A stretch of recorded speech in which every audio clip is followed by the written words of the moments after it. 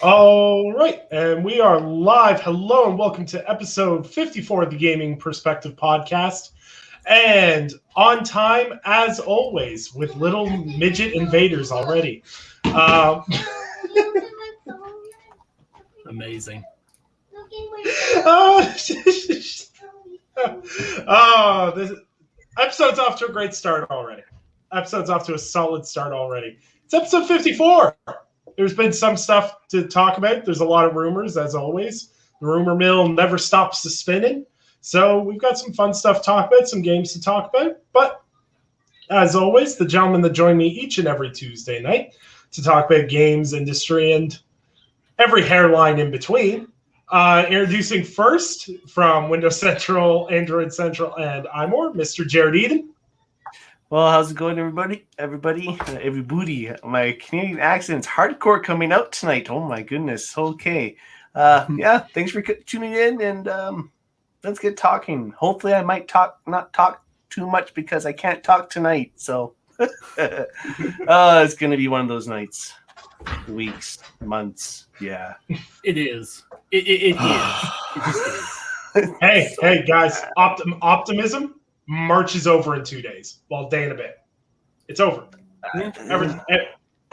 It's looking up Millhouse. Also joining me from Windows Central, Android Central, and iMore, Mr. Samuel Dual Development Tolbert. Hey, yeah. What Jared said, it is. It's going on. It's been a week. Let's talk games. Yeah. And also introducing from Basement Radio Arcade Podcast and the beautiful lands of Florida, the nation into itself, Mr. Eric Jackson. The sovereign nation of Florida. I don't know how sovereign it is, but yeah. It's something. It's definitely it's something. Whatever it is. Whenever you figure it out, keep it down there. Yeah, our state is being run by Mayor Quimby from The Simpsons. It's kind of like a cross if Mayor Quimby had a child with Michael Scott from The Office. They just came together. That is on the money. That is it. Except Michael Scott is a lot more intelligent and would probably do a lot better of a job running a state. Yeah. If you can believe that. Actually, yes. I can see it.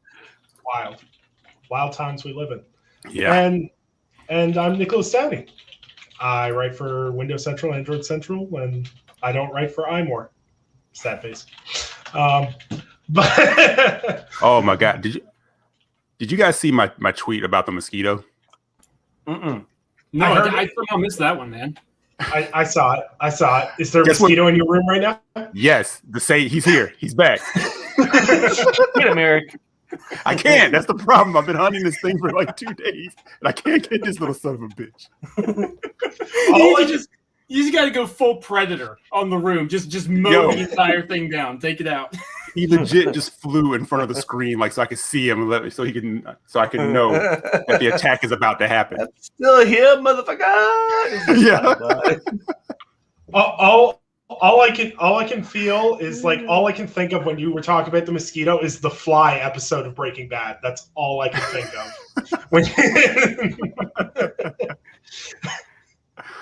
Oh man, I Googled once because mosquitoes are like my mortal enemy. Like you have to ask Roz about it someday. She'll give you a whole breakdown of my like neurosis around mosquitoes. And for whatever reason, the carport here they hover. So they just wait by the door. And it's like they only find me. Like they don't bother her. They find like me and Sarah, and the attack is on, right? But I will go guerrilla warfare to get these little bastards out of here. And then I actually Googled once. I said, what purpose do they serve? Like I said, if they serve a purpose, I will honor the mosquito. If they serve a noble purpose. Google said I have nothing for you. They're no purpose, except for maybe being food for something else, right? Yeah, even cockroaches, it's like I hate them. They're disgusting, but like they do break things down. They're necessary for decomposing corpses in the woods and plant matter and all that. But like mosquitoes, they do nothing. Nothing. Just annoy the hell out of you, right? So I said, I'm going to run one day for office, and my platform will be the eradication of all mosquitoes. Enjoy your camping trips. Enjoy your cookouts. they're out of here. And You got my vote. You got my vote. It's done. Yeah, he's in here. I know he's in here. And then they do that thing too, where they get by your ear and they're like, "Ooh, I'm here. Yep. I'm here. You can't touch me. I'm here, but you can't touch me." Anyway, this has been Mosquito Talk. As Eric vies for the presidency of the United States and allocates the $1.3 trillion allocated to the military to fighting the mosquito population. I mean, a lot of that money would be better spent than what it's doing now. But anyways. Wow. We're just going full scorched earth, apparently, but you know. Yes, Ivan is completely correct. There's desperation in my voice. It's almost like the fly that kept messing with Mike Pence. Oh yeah. No. The fly, yeah. Like, I saw that tweet, you son of a bitch. I saw it. Anyways, we'll move right along. Right into, in between being the Rambo against the Mosquito Squads, Eric, what video games have you been playing? Yes. I've been playing quite a bit of Miles Morales. About 3 trophies away from the platinum on that one. Nice. So progress. Some actual game playing has happened in the last few days. And other than that, the daddy-daughter adventures continue. Sarah and I have been playing Unruly Heroes, which is really fun. Really good game. It's like Journey to the West meets Ori in a way. It's like really, really cool game. So she's been kind of addicted to that one. Since we kind of jump around, we're going to revisit Donkey Kong again at some point, but Unruly Heroes has been it. And I actually, Fusion Frenzy has been another one that we've been checking out. So shout out to, both Game Pass and backwards compatibility. Yeah, that's a classic. Check this game out, yeah. So I've never played Fusion Frenzy. For sure, that's good. That's good. Yeah, man. Honestly, you could throw it on with your daughters. Just have some simple fun with it, man. Controls are very simple, very simplistic.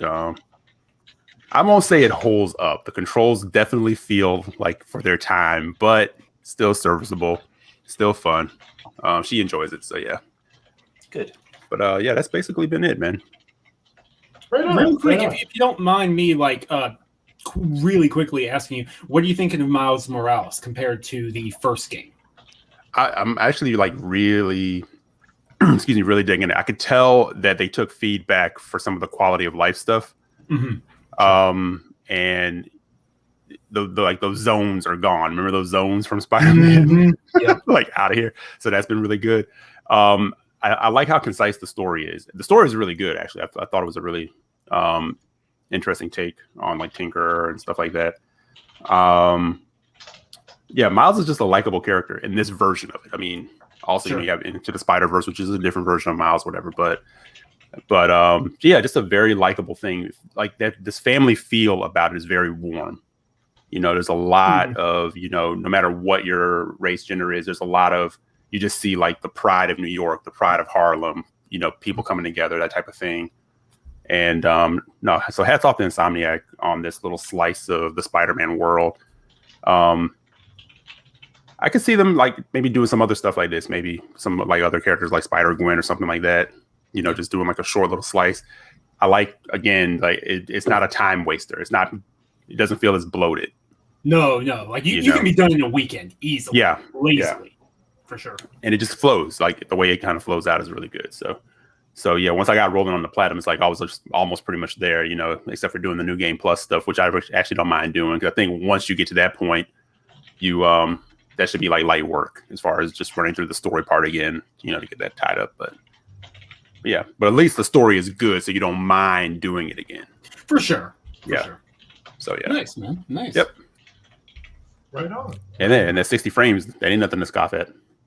No, it's it was funny because it's when I played very quickly. When I first played, I was like, you know what? I'm trying the 30 frames. The ray tracing looks great. I can't live without this ray tracing. And then I made the mistake of trying the 60 FPS, and it's oh, never mind. I'm not playing it. Never mind. This is how we live now.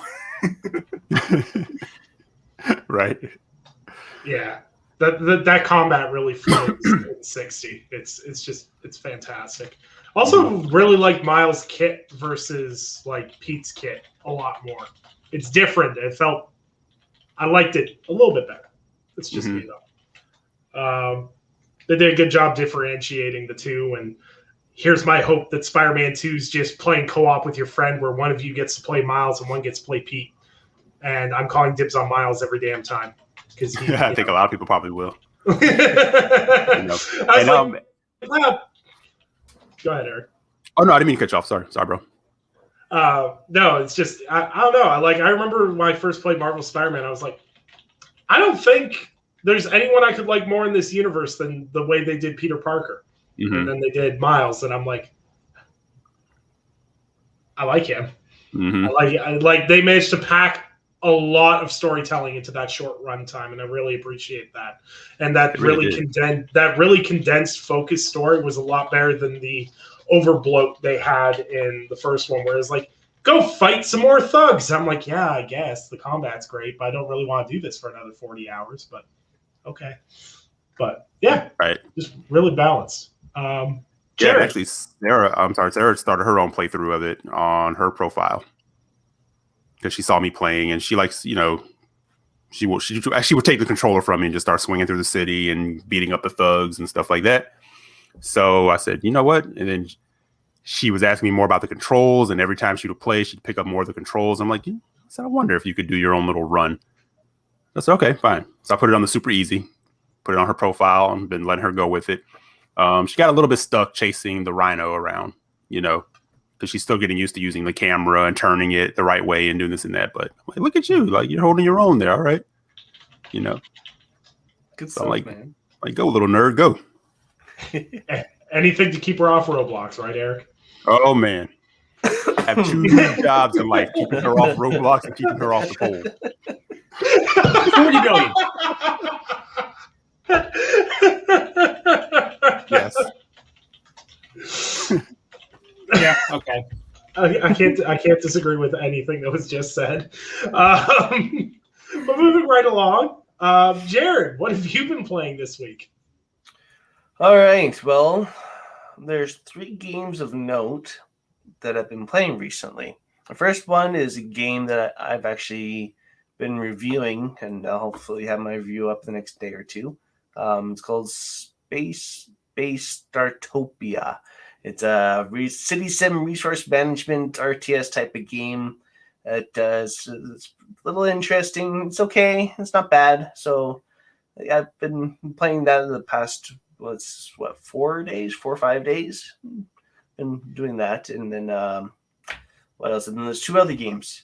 One is Superland that came out onto Xbox Game Pass recently on PC. That's actually a pretty awesome game, not going to lie. It's by the people who made Rick and Morty, but it's also the same studio that made their VR games. But this one isn't a VR game. It's a first-person kind of action-adventure, puzzle platformer sort of thing.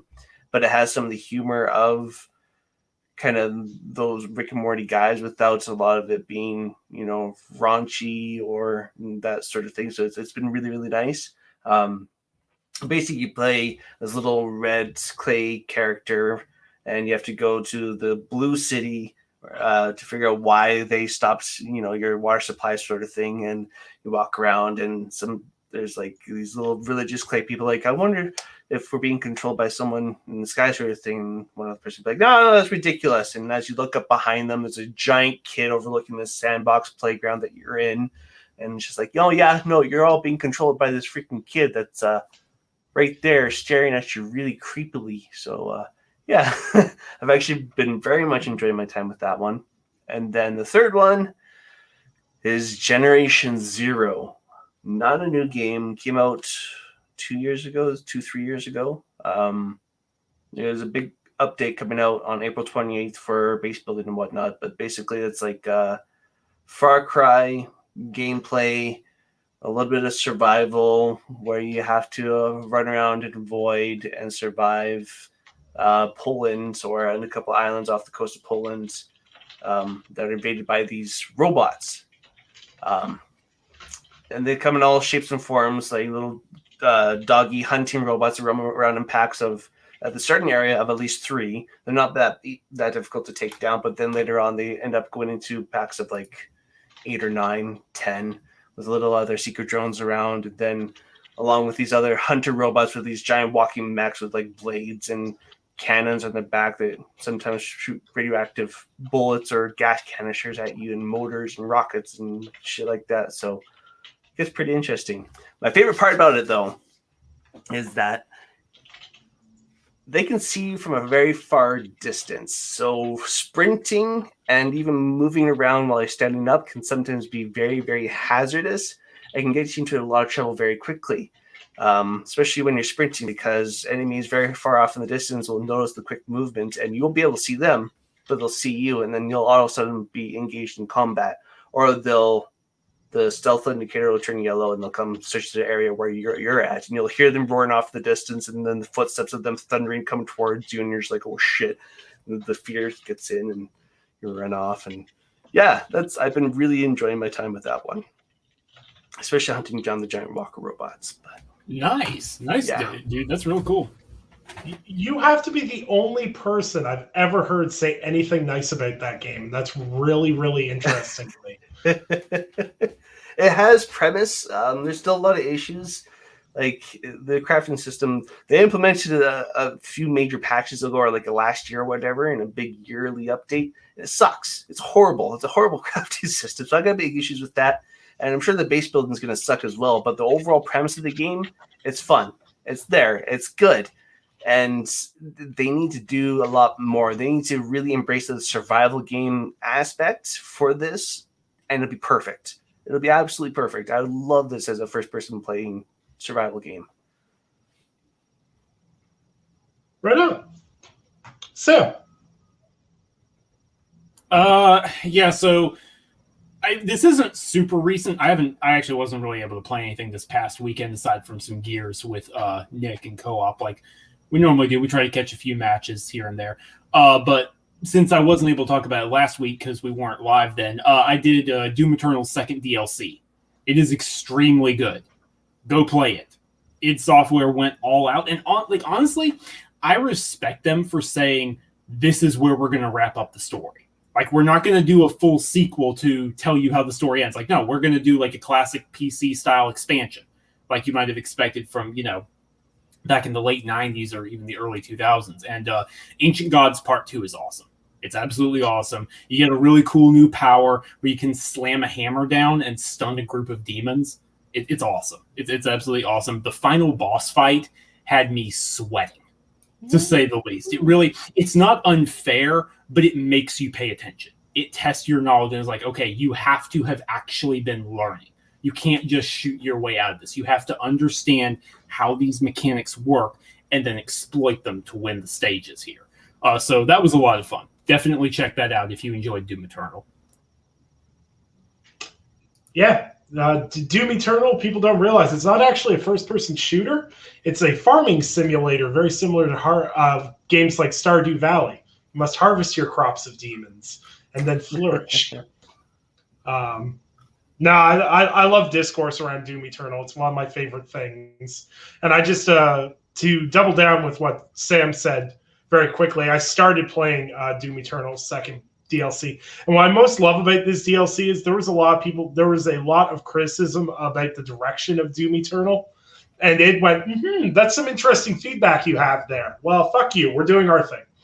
And I just really appreciate that dedication to this is the direction they wanted to take Doom, and they were committed to that. The grappling platforming mechanics with the meat hook, love it. Love all the different little things they keep tweaking and doing. And I hope they keep doing that because it's really a lot of fun. I still, like I said, I'm only about 2 hours in. And I just like how they force you to change up your style. They don't let you just everyone kind of complained about having a microwave the spirits in the first part of the DLC. And now there's the stone imps where you have to use the auto shotgun or the hammer. And it's like, I sat there and went, I've never used the auto shotgun attachment. And now I'm like, I'm using the auto shotgun attachment. Right, they make you use it. They make you use literally everything in your arsenal because you still have to deal with those possessor ghosts with the Ghostbusters attachment is what I call it, like the microwave beam. It's great. Yeah. Oh God, those things are annoying. They oh, it gets even better. But anyways, we won't get into combat spoilers because I feel like when you talk about the combat moments of Doom, it's like deep story spoilers. But I am here for the lore in this game, and I can't wait to finish it and then have a little lore chat with Sam about it. Other than that, haven't been playing a whole hell of a lot.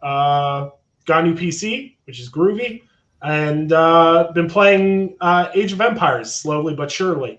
And coming to the slow realization that I was better at RTS games when I was 8 years old than I am at 27. And it hurts. It hurts a lot. But anyways, I guess we got to move on talking about the news. Yeah. Oh, yay! He joins us. Woo! Damn, I swear that setup gets nicer and nicer every time he hops on here. So nice. The lighting is so good. The lighting is just Yeah, it's doing wonders. Thank you. Got it. All right, so we got a few more things to do, but still. Well, I can tell you, your list of things to do with your setup is a lot shorter than CD Projekt Red's patch notes for Cyberpunk 2077. Yeah. So, in the history of mankind, I kind of made fun of Marvel's Avengers first patch because that patch notes was like, whoo, we fixing a lot of stuff, but the patch notes for Cyberpunk 2077 that just released were kind of like the meme format of, hey baby, what's wrong? And then getting the reply. So there's a ton of fixes that went live for the game to fix a whole host of variety of issues that people have been experiencing. I've heard some people say it looks better on consoles now, but somehow, and now PC players are now having issues. But I don't know. I really don't have a desire to boot it back up again for some reason. I don't know. But that aside, I'm going to kick this to Sam as the resident CD Projekt, Witcher. I will make the clarity. The Witcher guy. Because that's now an important differentiation to make. We got some interesting CD Projekt Red related news today, correct? Yeah, so it was they held an investor strategy meeting, and that's a fancy way of saying they explained what they are going to do in theory. In theory, moving forward, CD Projekt Red wants to evolve, and they want to not work on, because previously, they've worked on one game at a time. They worked on The Witcher 2, then The Witcher 3, then Cyberpunk 2077. They've said they want to go into a dual franchise mode where they have different teams collaborating on the engine, the Red engine, and working on it to make improvements that can suit two franchises at one time. Spoiler alert, those two franchises are Cyberpunk and The Witcher. Like, it doesn't... They didn't name it, but it doesn't take a brain to figure that out. That's just painfully obvious. They said they want to branch out beyond just doing single-player, like AAA RPGs. They still want to do that, but they want to do more than that as well. They didn't really offer an explanation for what that means, whether it would be add-on modes or smaller side games. And then they announced they've acquired a small Canadian support studio called Digital Scapes in Vancouver, I believe, Jared? Correct. All right, yeah, Vancouver. To help them grow and help their team grow. So that's their plan. That's what they're saying in theory. It's tough to say how well this is going to work. I think the most optimistic you can be at this point is that's ambitious and it's cool if it works. But that's a very optimistic viewpoint, right? Like, I mean, I don't want to beat a dead horse. We talked about it when it happened, but they flunked on Cyberpunk. They fumbled the ball. They didn't handle it properly. The game shouldn't have come out in that state. And even had it been delayed, there's arguably some issues with like the structure of the game. Jared really went in on that when he finished the game. He talked about that a lot in a great Twitter thread.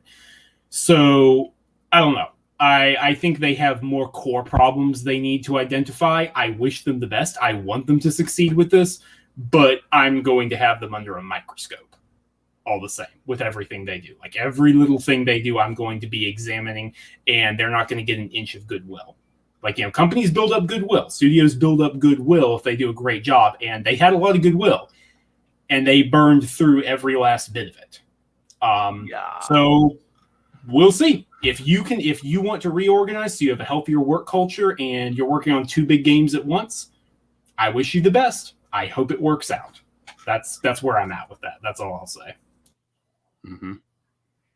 Yeah, and the thing is that they can get that goodwill back, but man, they're gonna have to do some digging to get out of there. And that's the thing that people need to understand is that you can still be a fan of a developer who stumbled and tripped, but still be very critical of them and say, look, our relationship is on rocky ground right now, and you need to bring some really nice flowers and candy. Yeah. And fix this. We're not done. We're not. I just need some space. Candy. We need candles. We need like right. Like you got to pull out the works here. Yeah, some nice cedar cooked salmon. Right. Pull it all out. Yeah, let's go. But I'll tell you what. And I know, Sam, you and I talked about this. Is that for a game that we were like anticipating, it's amazing that it's like I don't have a desire to touch it in this state because that's not going to do anything to help. Yeah, and sure. And the only thing that kind of crossed my mind the other day was, this is going to be brilliant when it is finally fixed and in something like Game Pass. And I think that's probably when I'll start looking at it, because right now there's too much to play. Sure. That is a little more top shelf. Which is, again, crazy to say about Cyberpunk, but this is supposed to be that game, right? There's too much to play. And in that, there's like risk in spending the money on it. Mm-hmm. What are we going to get? I know there are people who said, oh, yes, it's so much better on console right now, or so much better here. And it's like, it's still risky. It's not a risk I'm willing to take right now. Mm-hmm. Yeah, no, that's right. I mean, dude, I'll say this. I'm legitimately more interested in checking out The Witcher 3 yet again for God knows what playthrough when that next gen patch drops later this year, because they did say they confirmed that's still on track to drop in the second half of this year. So is the Cyberpunk patch. I'm like, I know which one of those games I'll be checking out. Right, when the patches drop. Like, it's just. And what's this about them saying that they want to take on multiple AAA projects at once? Oh, yes. So basically, I don't know if I didn't explain it well. They want to reorganize their structure so they're not working on one game at once. They want to have, the way they explained it in this meeting is 2 big teams, at least, maybe more, working on the engine together so that they're not spending so much time overhauling the engine in between titles. So that it's just adapting it like, hey, it can work for multiple things at the same time. Which is why I said that's great in theory. Like, if you can pull it off, that is a good idea. That will lead to a healthier culture, but like, good luck. That's not an easy task. That's a very difficult thing to do. But they want to be developing multiple big games at once instead of doing it sequentially like they have been. So logistically, they have some work to do if they're going to pull that off. They have some big time. I'm rooted. I still like them as a developer. I mean, they developed one of my favorite games of the generation, over the last generation. So, I mean, yeah. So, can they turn it around? Absolutely. They just have to be very careful. I mean, we're still giving BioWare shots at this point. Sure. So, I mean, anybody can still have opportunity, That's a good point. Yeah. Yeah. Let me just say, I'm less I don't know, like, Sam doesn't sound super optimistic. But I'm less optimistic than where I think Sam is, for the simple reasons there's been no leadership change. So I really don't have any faith in them to deliver, because from what we've seen vocalized by the leadership on multiple occasions, they didn't think there was anything inherently wrong with how the game launched. And that, to me, is more problematic and should have been addressed. It's great that you're like, we want to work on multiple projects and spread the load out across more people and everything else. Spreading the load out and everything's good, but you guys aren't giving me that confidence that you learned what you necessarily did wrong with this game. Because there's too many people putting blame on coders and, animators and everything else, and not on the leadership that let this game go the way it did. And that's my concern. I know they have the talent internally to pull this off. Do they have the leadership to do that, though? And I think people don't understand how important leadership is. You just have to look at any workplace. The better, if you have a good management team surrounding you, the people that work under that management team excel and work better. And I just don't see those changes, or at least they haven't publicly said anything about those changes. And I feel like if they want to garner goodwill, maybe firing a few people or shipping someone off to a different studio or doing something along those lines would be a quick fix, so to speak, on some of the ill will due to some management's specific statements about the release of the game. But that's just me. Jared, you get to round us out here. What about you, buddy? Where are you at? They ain't getting my attention until the first major DLC pack comes out. Like, I mean, like content pack, not some accessory or some minor rad, and a couple of shops so you can shop around more and a little bit more variety. But no. I need a way more content and all that kind of stuff for them to bring me back, and not just that. That's like the only way I'm going back, or if I absolutely have to for work reasons. But of course, that's for work reasons, and at that point, then I'll reinstall it. But until then, it's sitting in the dark, in the timeout corner. It's wild, Jared. You and me have talked about this before, but it's wild to me that the most disappointing thing about Cyberpunk wasn't the performance of the game itself. It was the actual RPG elements that they promised and failed to deliver on. That was actually the part that really sucked. But that's a discussion for another day, or for another whole episode or something.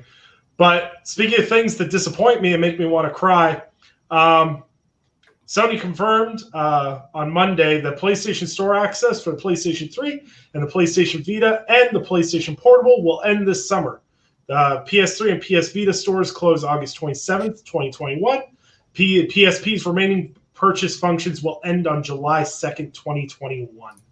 It's some important asterisk notes to put on this. If you own the content already, you can re-download and still access that content. You'll just be unable to purchase new content from the store at this time. And as a final little note before we dive in on talking about the thing that kind of bugged me most about this, like, everything has to come to an end in terms of digital storefronts. I kind of understand that, especially with how the PlayStation Store was kind of structured versus how PSN is structured for PlayStation 4 and PlayStation 5. I kind of understand, the PS3 eventually had to go, and, the Vita has been long dead with the exception of indies for a long time. But I think the shittiest thing about this is seeing indie developers who are developing Vita games still publicly say on Twitter that, wow, we didn't know that this was going to happen. And they're like, well, we've got to rush it out before the store closes or cancel our Vita ports, which means, for small studios, that's wasted resources and money. And, you can't tell me PlayStation didn't know that they were going to do this, because something like this will be in the pipeline. And the way that they didn't communicate that down the chain it sucks. It sucks. Like, it's not like, yeah, we need to boycott Sony, sell your PS5s. It's not that. It's just, it sucks that small studios were affected by this, especially those studios that still supported a device that PlayStation hasn't supported in years. And as someone who loves that device and thinks it's one of the best handhelds that's ever been made, sorry, Nintendo Switch, it sucks. And I just think they could have gone about this better and release something official when the rumors started surfacing, instead of just waiting and letting it boil over and everything else. It seemed mishandled. Anyone else want to chip in on this? Anyone emotionally attached to the PlayStation 3 store? Well, the PlayStation 3 store but the Vita store closure, it sucks. I'll jump in on that. Actually, I want to touch back on the point you just made initially. It goes a step further than that. I remember I was listening to Sacred Symbols, and you have someone like Colin Moriarty who, for his company, Lily Mode, they just purchased another dev kit. for the Vita. So in that, somebody should have been like, hey, you may not want to do that. Yeah. Like even if you can't say, like even if you can't tell a developer, oh, we're shutting down, you could maybe even do something like, oh, there's a pause on giving out dev kits right now. Please stand by for further info. Like it's just right. Yeah, I don't want to cut you off, Eric. If you're 100% valid point. I'm with Nick. That's definitely the biggest thing about this. Like, is it a big deal? No, but it's scummy. Like, it rubs me the wrong way that you treat developers who, look, anyone still releasing something on the Vita is passionate about it. That's the issue to me. Is like you are taking the most passionate people possible for a product that you really didn't support all that well after the first year and going, yeah, well, we'll screw you over. It's fine. Like, who cares? It's like, I don't know. That's kind of. But as for the decision itself, I think business-wise, unfortunately, it makes perfect sense. It's just that store is ancient. Good luck even getting the PS3 store to load some days. I mean, Eric, I know you've tried a couple of times on your old PS3, right? That thing takes how long? Some days? Like, I actually pulled it out. It's sitting over there. I said, let's see how this, because I have faster internet. I said, let's see how this goes. It's just that thing is archaic, man. Just like going through it and trying to. So I'm like, you know what? I know people are upset and are mad. I'm like you said, Sam. I'd be interested to know how many people are actually still really visiting the store. Mm-hmm. Sure. I'm sure that people still playing their games, and I'm pretty sure that many of those games are no longer getting updates. So all that is still there. So yeah. So the biggest key component to that was having access still to downloads and content, especially for Vita owners who don't necessarily have the biggest memory cards.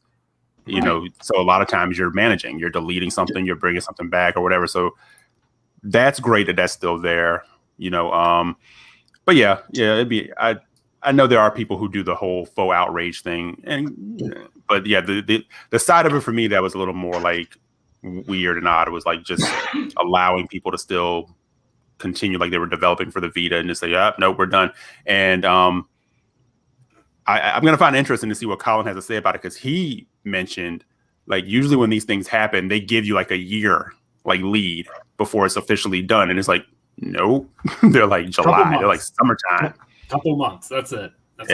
So it's that side of it again is interesting. And like you said, Sam, somebody could have said, hey, no, we're discontinuing the kits. We're not going to be giving them out.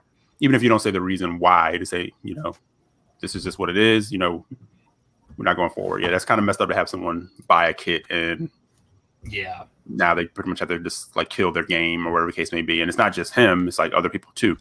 And I always thought, the thing with the Vita, if it was me kind of dealing with that, working for Sony, I know Sony didn't necessarily value it, but I think they missed an opportunity to kind of turn that reign over and say, look, we're not developing any AAA, level games for it.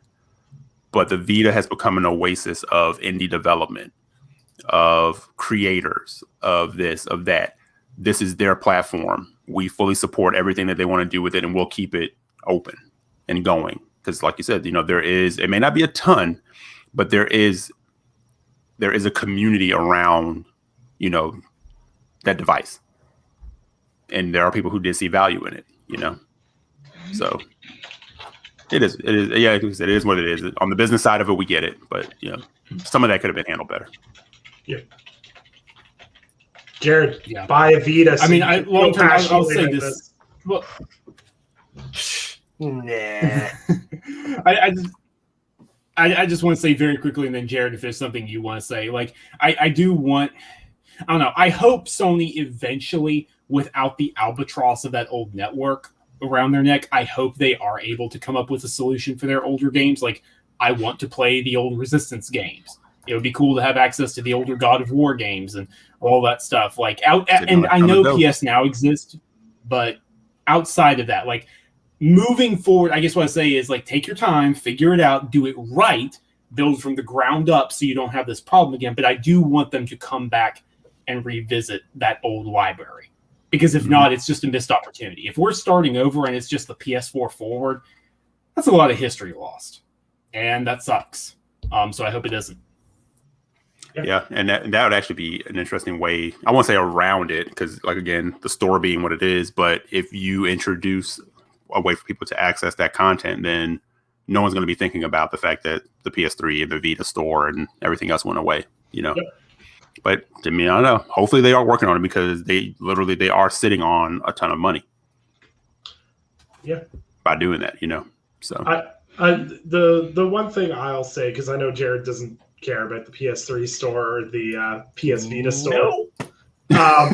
Zero investment. One thing I hope. Jared, how are you going to play Heavenly Sword, man? Who? The one thing I do hope they do with the PlayStation Vita at the very least is they sit there and go, okay, what are our top 10 downloaded games on Vita? Oh, they're these games? Okay. We're giving all these away with PlayStation Plus. So if you don't have these games already, download them now, add them to your account, wherever the case may be. They should have done that when they took them off of PlayStation Plus in the first place. They should have dumped 20 games on Vita owners. Because let's face it, if you bought a Vita at full face value, you very likely didn't get your money's worth out of that console. Because a first wave of games came through, and then Sony was like, well, that was fun. And that was the end of it in terms of first-party support, which sucked because there was a lot of good first-party Vita games at the gate. And I don't know. I just hope they do something to kind of, PlayStation's always had that understanding with its fans, and I hope that they use this moment and kind of turn it around to make it, I'm not going to say special because closing the store sucks, but I hope they manage to salvage it in a meaningful way, hopefully. That or have like a stupid blowout. Yeah, that'd be good. Like just ridiculously steep, like discounts. Why not? Yeah. I mean, it's going away anyway. Just let people go nuts. Mm-hmm. It still blows my mind that there's like full-priced games on the Vita that released in like 2013. It's like, oh, you want to play this game that everyone loves on Vita? $70. And I'm like, bro, that's like the Wii U stores. The Wii U store is still up. You go in there, you're like, oh, there's got to be some major discounts in here now. Nah. Nintendo don't play like that. No, it was like, oh, Super Smash for Wii U, $60. Yeah. So that's so bad. Yep. All right. Now we're gonna hop into something that is Jared will feel very interested about. Oh. So, and I want to put a little asterisk at the start of this. These are leaks, so take these with the biggest grain of salt that you can find. So, known industry insider Tom Henderson, I don't even know who that is, but apparently he's known, has leaked details about the upcoming Battlefield 6, which was reportedly going to be just titled Battlefield, because god damn it, we have to copy Call of Duty at every goddamn turn. So within this leak, it's about title, setting, and more have surfaced. So basically, the Battlefield game will take place 10 years from now. So that'd be 3031. The title is set in a modern, very near future, which gives the developers a chance to be able to implement weapons and vehicles that are currently in military development today. Expect to see military robots, drones, jets, helicopters, tanks, that sort of thing. It's very vague. Multiplayer will feature bigger and better battles, as described as Battlefield 3 and 4 on steroids. It would also keep its class system, but also include abilities similar to Call of Duty's perks. Henderson also dispelled a previous Reddit leak that Battlefield 6 would be a hub for all Battlefield titles. This leak claimed that Battlefield 6 would be set across multiple eras and feature fan-favorite maps. And Battlefield 6 will indeed be receiving a Battle Royale at some point. So, Jared, I'm going to let you have the floor. I feel some type of way about some of those leaks, but I want you to have the floor first with this because you are the Battlefield guy on this one. So, how you feeling, keeping in mind it's a leak, obviously? Well, as always, you got to take everything with a grain of salt and just wait to see what the final product is and see what they announce. That's always the best view to take, and that's exactly what I'm going to take with this whole leak thing. But what is described for leaks makes a lot of sense of what they could potentially be aiming for the next Battlefield, because a good example is the next Forza game. I mean, it's not out yet, but they want to turn that into a platform, just much like how Fortnite's a platform. Halo Infinite, they want to do the same thing. They pretty much want to, sounds like potentially they want to turn Battlefield into doing the same thing, where you'll be able to go into one Battlefield game, and even though it'll be prioritizing a near future modern Battlefield, which is exactly what they should be doing. And they said you might be able to, jump around areas and whatnot and play different maps and, with different getups and whatnot. That'd be a little bit extra work, but it could work. It could absolutely could work. And I think it'd be fun. I think that'd be a nice way to add a bit of multiplayer variety. And not just that, keep a lot of the fun maps from Battlefield 1 and Battlefield 5 that players do actually enjoy playing into a modern one and kind of revitalize them and make it more fun again. The perk system doesn't make any sense because the classes already have the kind of their own perks already in loadouts. You just have to earn them and unlock them, but you get kit setups and whatnot, and yeah, it's a whole bunch of interesting things. But yeah, I don't have too much to say about other than looking forward to it. 128 player battles does sound about right, and yeah, I have to be right back quickly. Give me 1 second, but that's pretty much all I got anyways on Battlefield. So no worries, dude. Nick, you're muted again. Come on, man. Amateur hour. Sam, I'll tap you and Eric because I want to kind of do a back and forth with Jared when he gets back about some things Sure. in regards to that. So what about you? Are you interested in Battlefield 6 or Battlefield or whatever they want to call it? I mean, I'm down for it if it's good. I'm not the big Battlefield guy that Jared is, obviously, but I mean, I want it to be good. I want Call of Duty to have a proper competitor. That would be nice. It would be nice to make Kotick sweat for his money a little bit, just a tiny bit. So I want it to be good. I'm not sure how trustworthy these leaks are. If this is a trustworthy leak, it sounds interesting. Yeah, but I'm not really the right guy to like pick their brain on details per se. I just want it to be good and function well. So basically do the polar opposite of what Battlefield 5 did. Gotcha. Yeah, exactly. Yeah. Okay. Fair enough. Eric, actually, Eric, not to be rude, have you ever even played a Battlefield game? I have. I can't even tell you which one it was, though. Bad Company, maybe? No, it wasn't like Bad one Company. of the good story-based... Oh. I was like, because there's some good story-based ones back in the day that had some really good campaigns and stuff. Eric, our friendship's on the line right now. I'm just saying. Throw that out there. I can't even think if I played one on the Xbox One. I'm not sure. I think I did. Probably there's Battlefield Hardline is kind of the one that fell in between the cracks a little bit. Hardline. Was that the police, the cop and robber one? Yeah. That's the one that everybody hated. Yeah. I love that one. I got some Really? sweet clips on that one. I got some of my best Battlefield moments in that one, and I got 3 separate clips where it's the multiplayer game mode where you're in the car and it's the traveling objective. So the longer you have the car, you drive around, the longer you keep control with it, the more points you get for your team. So you have to drive around the map, and you make sure you don't get blown up by grenades or whatnot. So a lot of times when you're in the car, you get in car chases and whatnot. I got so good with my grenade timing. I would time it as we're the front car to where I'd drop it behind us and it'd blow up the car chasing behind us, sort of thing. It'd be like a full squad of people in the car. I'd be like, yeah, a bunch of kills, just drop grenade and good kill. Because the timing had to be impeccable as you were going at full speed. You really had to time those things, so it was fun. Yeah, I think Battlefield 3, I think, was the last one I actually played. And when I say played, it wasn't even like I was like dedicated to it. I think I dabbled in it. Fair. Yeah. Sorry, Jared.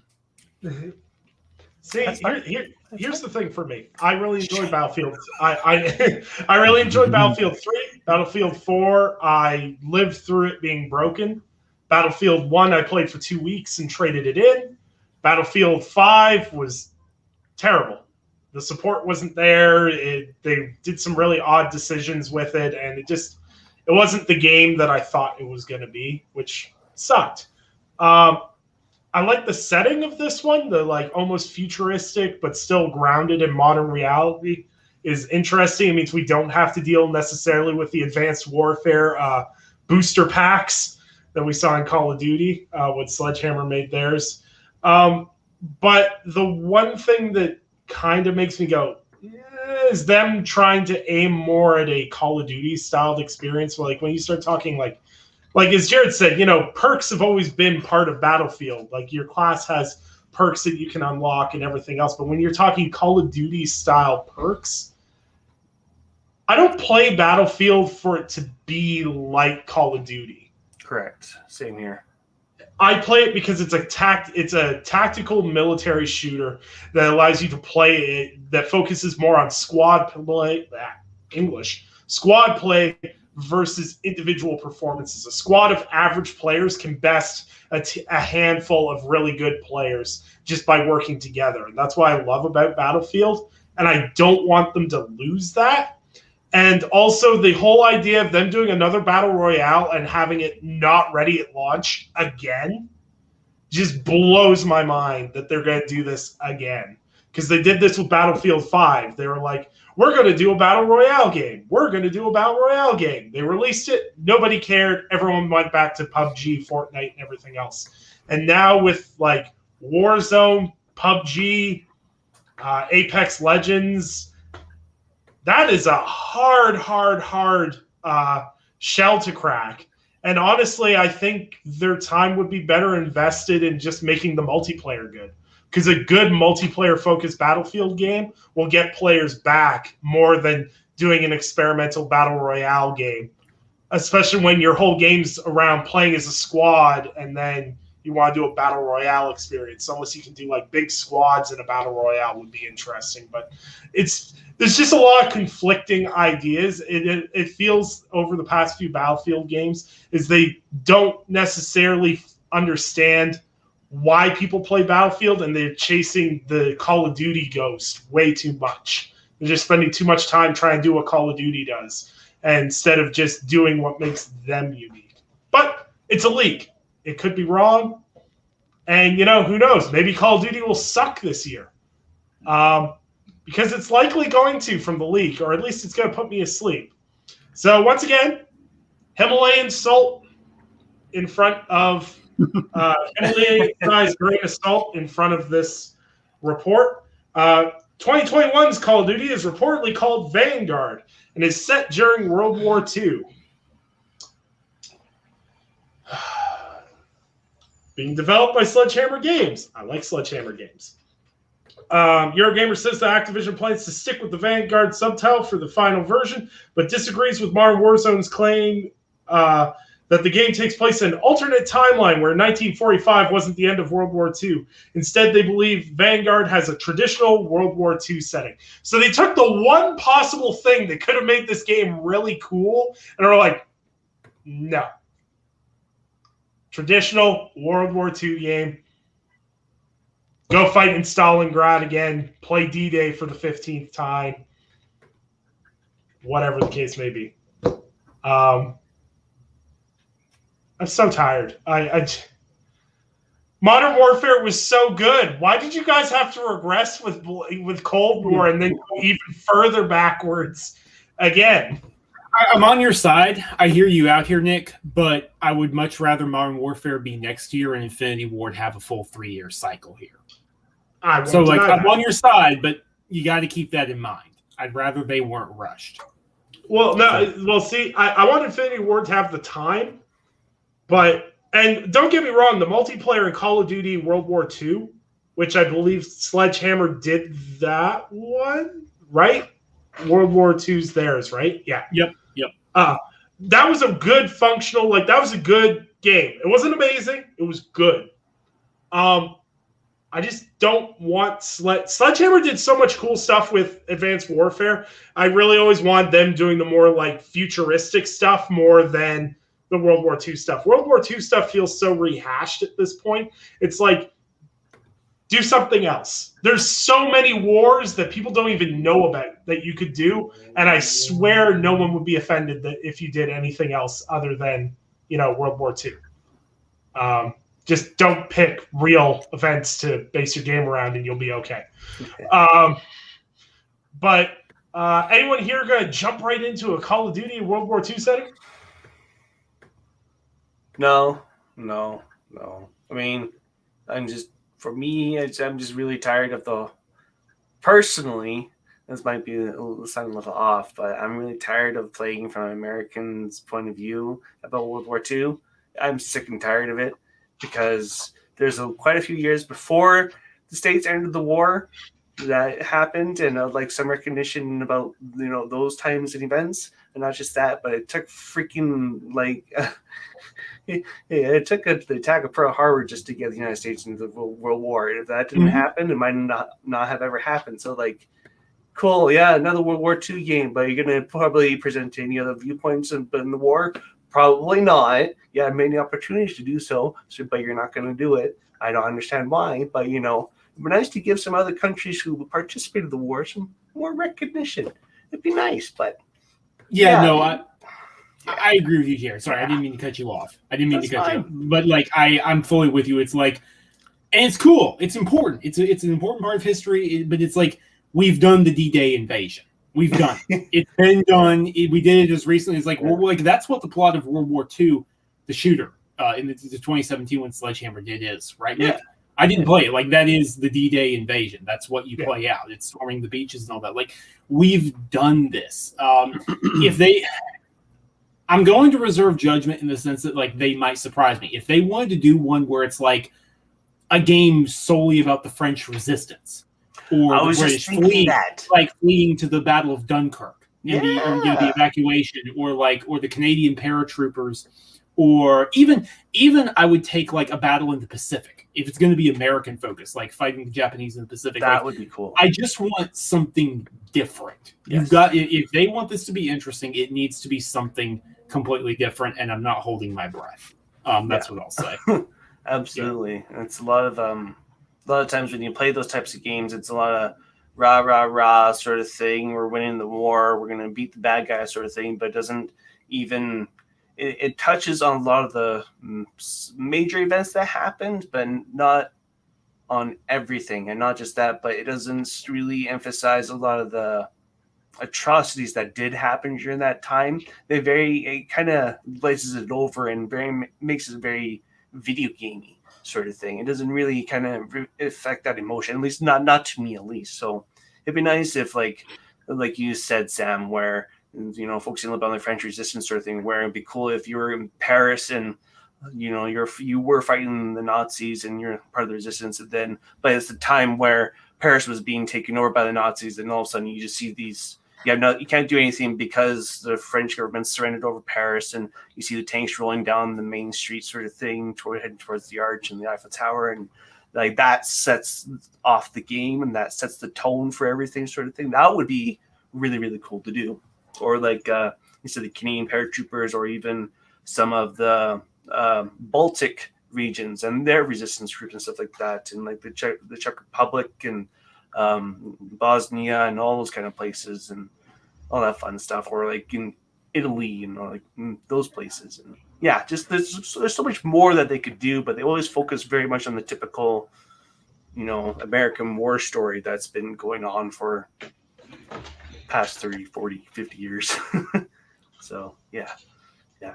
I'd love actual historically accurate French resistance where you find out 90% of the French resistance had Irish accents, but we're not going to talk about that.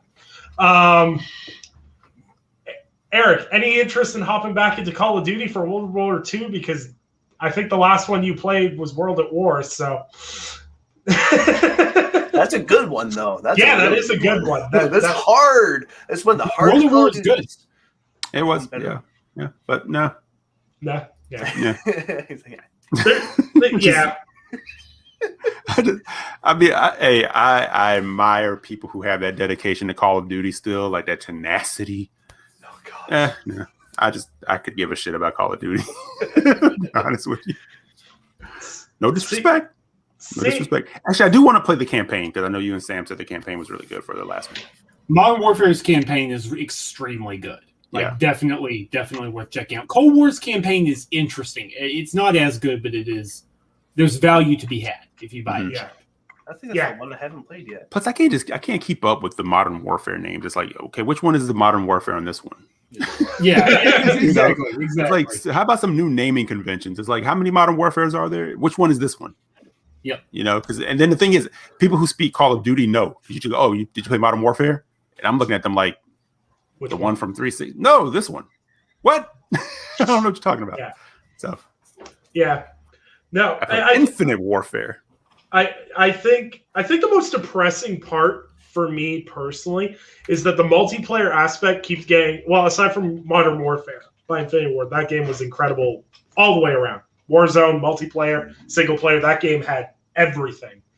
But the thing that depresses me is there's really good campaigns on some really subpar multiplayer games. Like I've seen so many people on my timeline who picked up Infinite Warfare for like $9, and they're like, "Oh my god, this campaign's amazing!" I'm like, "Yeah, you get punched by Conor fucking McGregor. It's amazing." But no, like there's so many good campaigns. Like the Modern Warfare campaign from 2019 is great, and I love the fact that it didn't even feel like an Activision-made game when I played the Black Ops Cold War. It was like you need to use stealth and find intel, and there was actual puzzles that were like you had to like code break, and I was like sitting there for half an hour with a notepad and like, yep, like deciphering spy rings and stuff. And it had so many cool things that your average Call of Duty player would be like, "The fuck is this?" But I really appreciated that they catered to people that were just here for the campaign, and it really felt like that. Now, however, the multiplayer is just terrible. Just absolutely awful. I hate it. It's just, no. But, you know, Call of Duty's going to release every year. Oh, yeah. Like clockwork. Yep. No matter what. Because we gotta pay goddamn Bobby Kotick more fucking money. This second year in a row of investors going, you know, maybe we're paying this guy too much. Maybe, yeah, whatever. But speaking of things, I can't even segue that properly.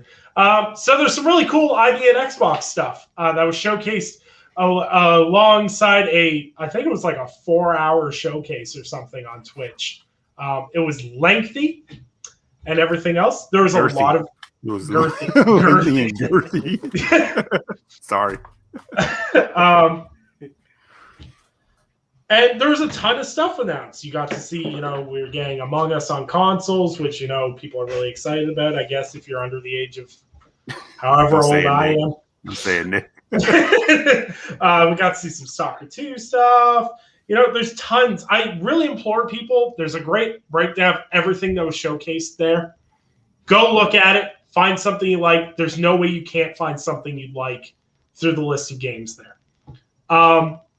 My only commentary that I want to put out there into the void is if you don't like 4 hours showcasing games and talking to developers, just wait till the end and read the blog post.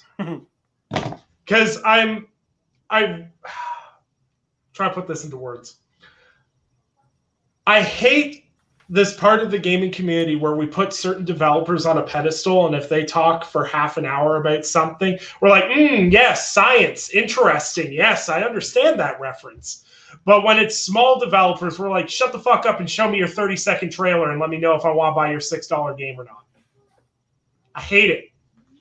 And like, I saw so many people being like, why is this show for 4 hours? I'm like, why do you watch the whole show? If you don't like it, don't watch it. You can watch trailers at the end. You can read a blog post. There's options. No one's sitting there with a gun to your head going, you have to listen to this 15-minute developer talk. I like it. I like developer talk. I like when they give 10 minutes to, the developer of Song of Iron, to let him talk about, developing a game on his own. I like that kind of stuff.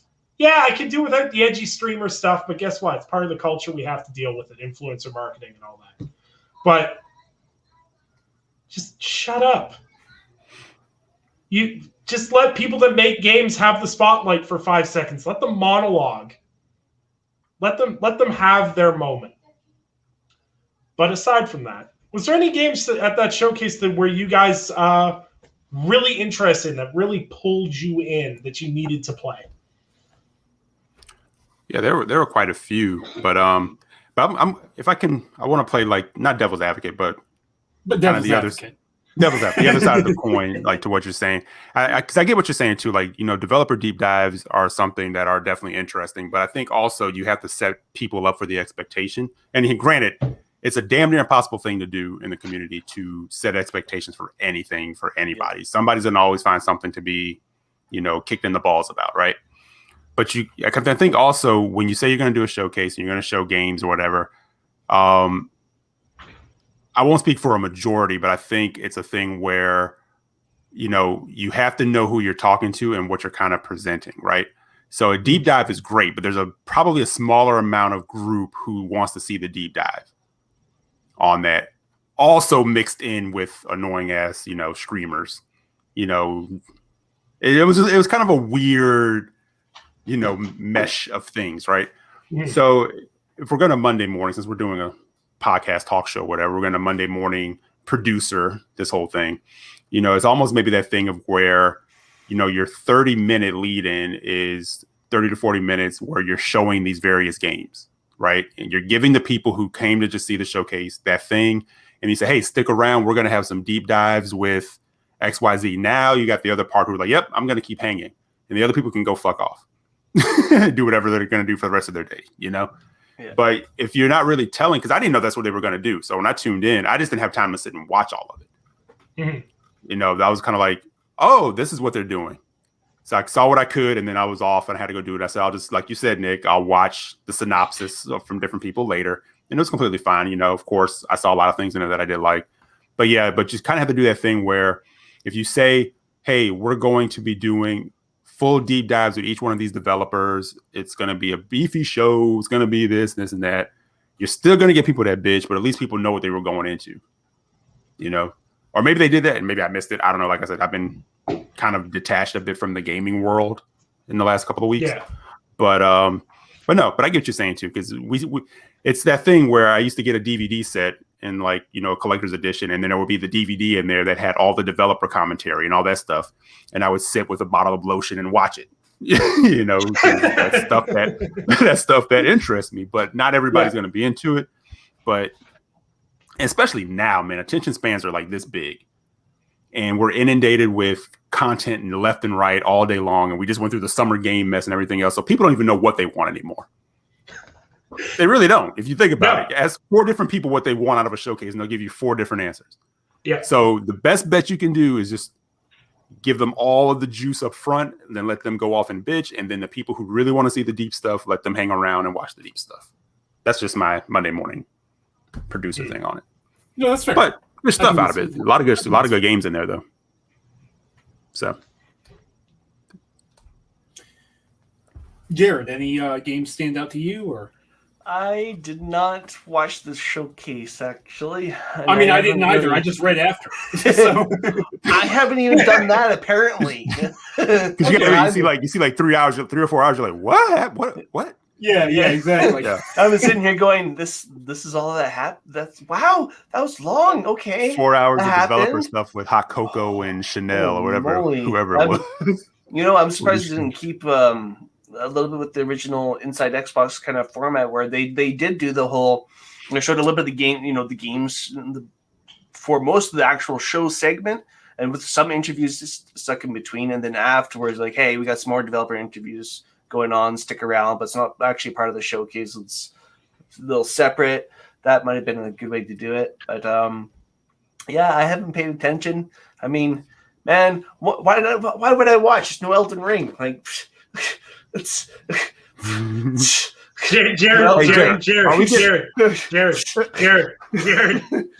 What? I don't know how to break this to you and Miles, but Elden Ring doesn't exist. George Martin just got a deal for a whole other thing, man. He's like, Elden Ring. Man, that man's he's been on like a 1.5 year vacation, I swear. He's like, yeah, we're gonna do this. Here's the outline. I'll be right back. Where you going? That dude's been on vacation for 10 years. Hey Sam, isn't that last book still supposed to be coming? Yeah. Supposedly, in 2019, he said that if it wasn't done in a year, people could lock him up in a cabin. He's still walking around. To his credit, I think he has voluntarily locked himself in that cabin. So, he's been sheltering in place. He's been sheltering in place for the last 5 years. He's like, I was ahead of the COVID thing. I don't know what you guys are talking about. I can't start in on that dude. I can't start in on that dude, that whole subject, or we're going to be here all night. So I'm not going to. Very quickly, I will say that I get what Nick is saying and I get what Eric is saying. I don't envy them looking at this, trying to figure out how to break it up. That's what I say. Like, I respect them doing that. I think you also got to respect that 4 hours is ridiculous. Like, I think both of those things can be true at the same time. I appreciate them doing it. I appreciate them letting developers talk about their games in depth, showing their games, indie devs in particular, because like these are, developers who this might be the biggest chance they get. Like, this might be what makes or breaks them. So I get it. I just don't think it's reasonable to expect anyone to watch the full thing in one sitting. That's ridiculous. I like the Snyder Cut. That was 4 hours, and I had to break that up. So I'm not right. And I enjoyed that, but like, I didn't watch that all in one sitting. Me either. It took 2 days. Exactly. Yeah, exactly. So like, I think both of those can be true. But like, there were some good games. There were definitely some good games. Saw 12 minutes again. I need 12 minutes. I need 12 minutes, man. The thing's just give me. They said that the release date is coming very soon, so I'm hoping that like next month or so we get an update on that. That would be really great. I want to have that over the summer, definitely. Let's see. I can't remember the name of it. That fishing game. That looked really calming and like really peaceful. There was like this big, like mega fishing game. I can't remember exactly what it was. It's like, was that the one that kind of looked Minecraft-y in a way? There were a couple of games in there. Yeah, but not like super blocky, but like it had that vibe to it. Yeah. Definitely. Like that one looked good. It was like a fishing town, right, or something like that. Yeah, exactly, Yeah, okay. exactly. So that looked interesting. Saw another look at, I think, The Ascent. The Ascent looks really good. Yeah. I was pretty much sure when Nick put that in the topic list. I was like, okay, let me put The Ascent on my list since we're probably all gonna mention The Ascent. But yeah, The Ascent looks fantastic. Yeah, the game like was so good. Cyberpunk Diablo. That's what it is. It's Cyberpunk Diablo, top down, like just fantastic. Another of those, just give it to me. And Second Extinction looks really stupid, but I mean that in a good way. Like, blow up dinosaurs in co-op. That's fine. It's our closest to Turok we're gonna get. Exactly, Eric. It's the closest thing to a new Turok we're gonna get, and it's criminal that we're not getting a new Turok and a new Dino Crisis. That's a rant for another time, but like those games would sell bonkers. I played it, by the way, if you have any questions. Oh, yeah. Oh, nice. I might have to pick your brain after the show or sometime then. Let me ask you one question before we move forward on this. We'll pick brain later.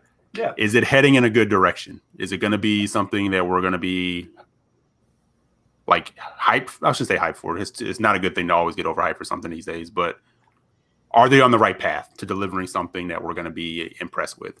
Because you can have fun with something that's not perfect. Yeah, that's true. Left 4 Dead with dinos, with a territory system like For Honor. Okay. If that works. That sounds I thought good you were to about to say Ark. I was like, oh my god, no. No. Don't say Ark. Don't say Ark. No, so like the territory. Diesel, no. No. Oh god, no. But like the territorial systems. Excuse me. Basically, the more dinos you kill in an area in a sector, the more friendly it'll be. Friendly it'll be, and less dinos and less dangerous dinosaurs will be in there. But also after the end of a certain amount of time of each rounds or whatever, there's pushback from the dinosaurs as well that can happen. So there's always an ebb and flow of different areas and stuff like that that'll end up being safe to deploy in, or really dangerous to deploy in. But the nice thing about this game, Second Extinction, is you can deploy in certain areas or whatever to go focus on your mission, but the entire map is available, not just a section that you're trying to play in. That's just the area you're going in. But you have the entire map for you to run around in and do things in missions and side missions, stuff like that. Nice. Cool. Yeah, that sounds good. That sounds really good, dude. Like I'm again, like they know their audience. That's fine. I'm not expecting anything highbrow from it. I just want to blow up dinosaurs in co-op. Oh yeah. So yeah, like I think there's a good variety of indie games. They're definitely going hard. ID at Xbox is definitely popping up. Shout out to Doc. We talked to him obviously a couple weeks back, and he talked about how great a couple of the guys on the ID at Xbox program have been. So good to see them succeeding like that. That continues. Sure. Yeah. Yeah. I will highlight one thing because I have to. There is a series that's coming back, as everyone knows. Baldur's Gate's on the rise with Baldur's Gate 3. So I feel I must throw the shilling sword in for Dungeons and Dragons Dark Alliance. $40, Xbox Series X and S optimized. It's got co-op, so you guys are going to be stuck playing with me. It's up to 4-player co-op, so you guys are all stuck playing with me. And yeah, it's been a long time since there's been a Dark Alliance game. So I will be happy to say I did play the original before on computer, long time ago. Yeah. Really great game. And I know we didn't see a lot of it technically and everything else, but man, just take Stalker 2, just nail it into my forehead. That's the only game I can think about. And I'll be thinking about it for the next 3 years until it finally releases, because everyone is way too optimistic that's coming out anytime soon. But yeah, no, it's great to see indie games, and more people get to experience them. Yeah, and I mean, a lot of them hitting Game Pass. I know because you put in the topic list, were there any ones that like stood out to us? So, I mean, I don't know if you can see this. I'll hold it up. I don't know if the camera will get it or not. That's like a whole list. These are all games that popped out and stood out to me. It was just, I think we talked Song of Iron. We talked about that one off and on the show because I told you guys I played the demo. And when I played the demo, like I said, there were a couple of things in it that, left a little bit to be desired in the demo, like some of the control and some of the way the enemies played, right? But I want to say it's still like very high on my radar because every time I see it, it looks better. Even like every time he's shown that game from the time he's introduced it, it looks like he's added more to it. And the fact that it's just him, just Joe, just doing this thing, I'm like, but what he showed in the showcase looked even better than what I played in the demo. So I'm still pretty high on that game and looking forward to that one. But a game that stood out to me, looked really interesting was Death's Door. Oh, yeah. Yeah, I'm like, wow, just a little Link Raven going around getting ready to monster hunt. That seems pretty cool. So that was another one. Anything else that stood out to you guys? I'm sure there were a few other games. Like there was a lot of stuff where I was like, oh, that looks cool. Let's check back in later when there's more. I think I mentioned the ones that are definitely like at the top of my list. Right. For sure. Astrid Astounding looked fantastic. Yeah, that looked good. Yeah. I want to throw this in here. This wasn't at the ID at Xbox event, but there's a side-scrolling beat-em-up Asterix and Obelix game coming out that, my God, just put that on my console yesterday. I need more comic games. Give me an Hobbs walking simulator. Do it. Just somebody. I don't know. I'm terrible at segueing. I'm trying to energize myself. But I'm always like Devolver, whatever they bring. So that store definitely stood out. The new Drinkbox Studio game looks pretty awesome. What is it? Nobody Saves the World. Yeah, that was pretty awesome. It does. So, and as far as I know, that's like their first game. I know it's not their first game on Xbox, but it's the first time that they're launching one. Yep. On Xbox, I believe, right? Yeah, because Guacamelee launched on PlayStation first. PlayStation, right? And Vita, Nick. Shout out to Vita. It's life. Yeah. And I'm still keeping an eye on Sable. Sable was introduced or shown like last year for the first time, I believe, but Sable still looking pretty cool. So I'm still pretty high on that one as well. Now, maybe I missed it in the 4-hour showcase when I went for snacks or whatever. Not hard to do. Where the fuck is Tunic? I wasn't even going to bring it up because it hurts too much. I'm like, I don't know where this game is. I don't believe the game is somewhere with Biomutant, but Biomutant's on the way. Yeah, Biomutant comes out next month, which is wild. Nope, it comes out in May. Oh yeah, it's not April. Out. They're gonna push it back. It's never coming out. I don't know. We'll see. They're getting close. They're getting close. We'll see. That's me and my feelings about Atomic Heart right now. It's never gonna come out.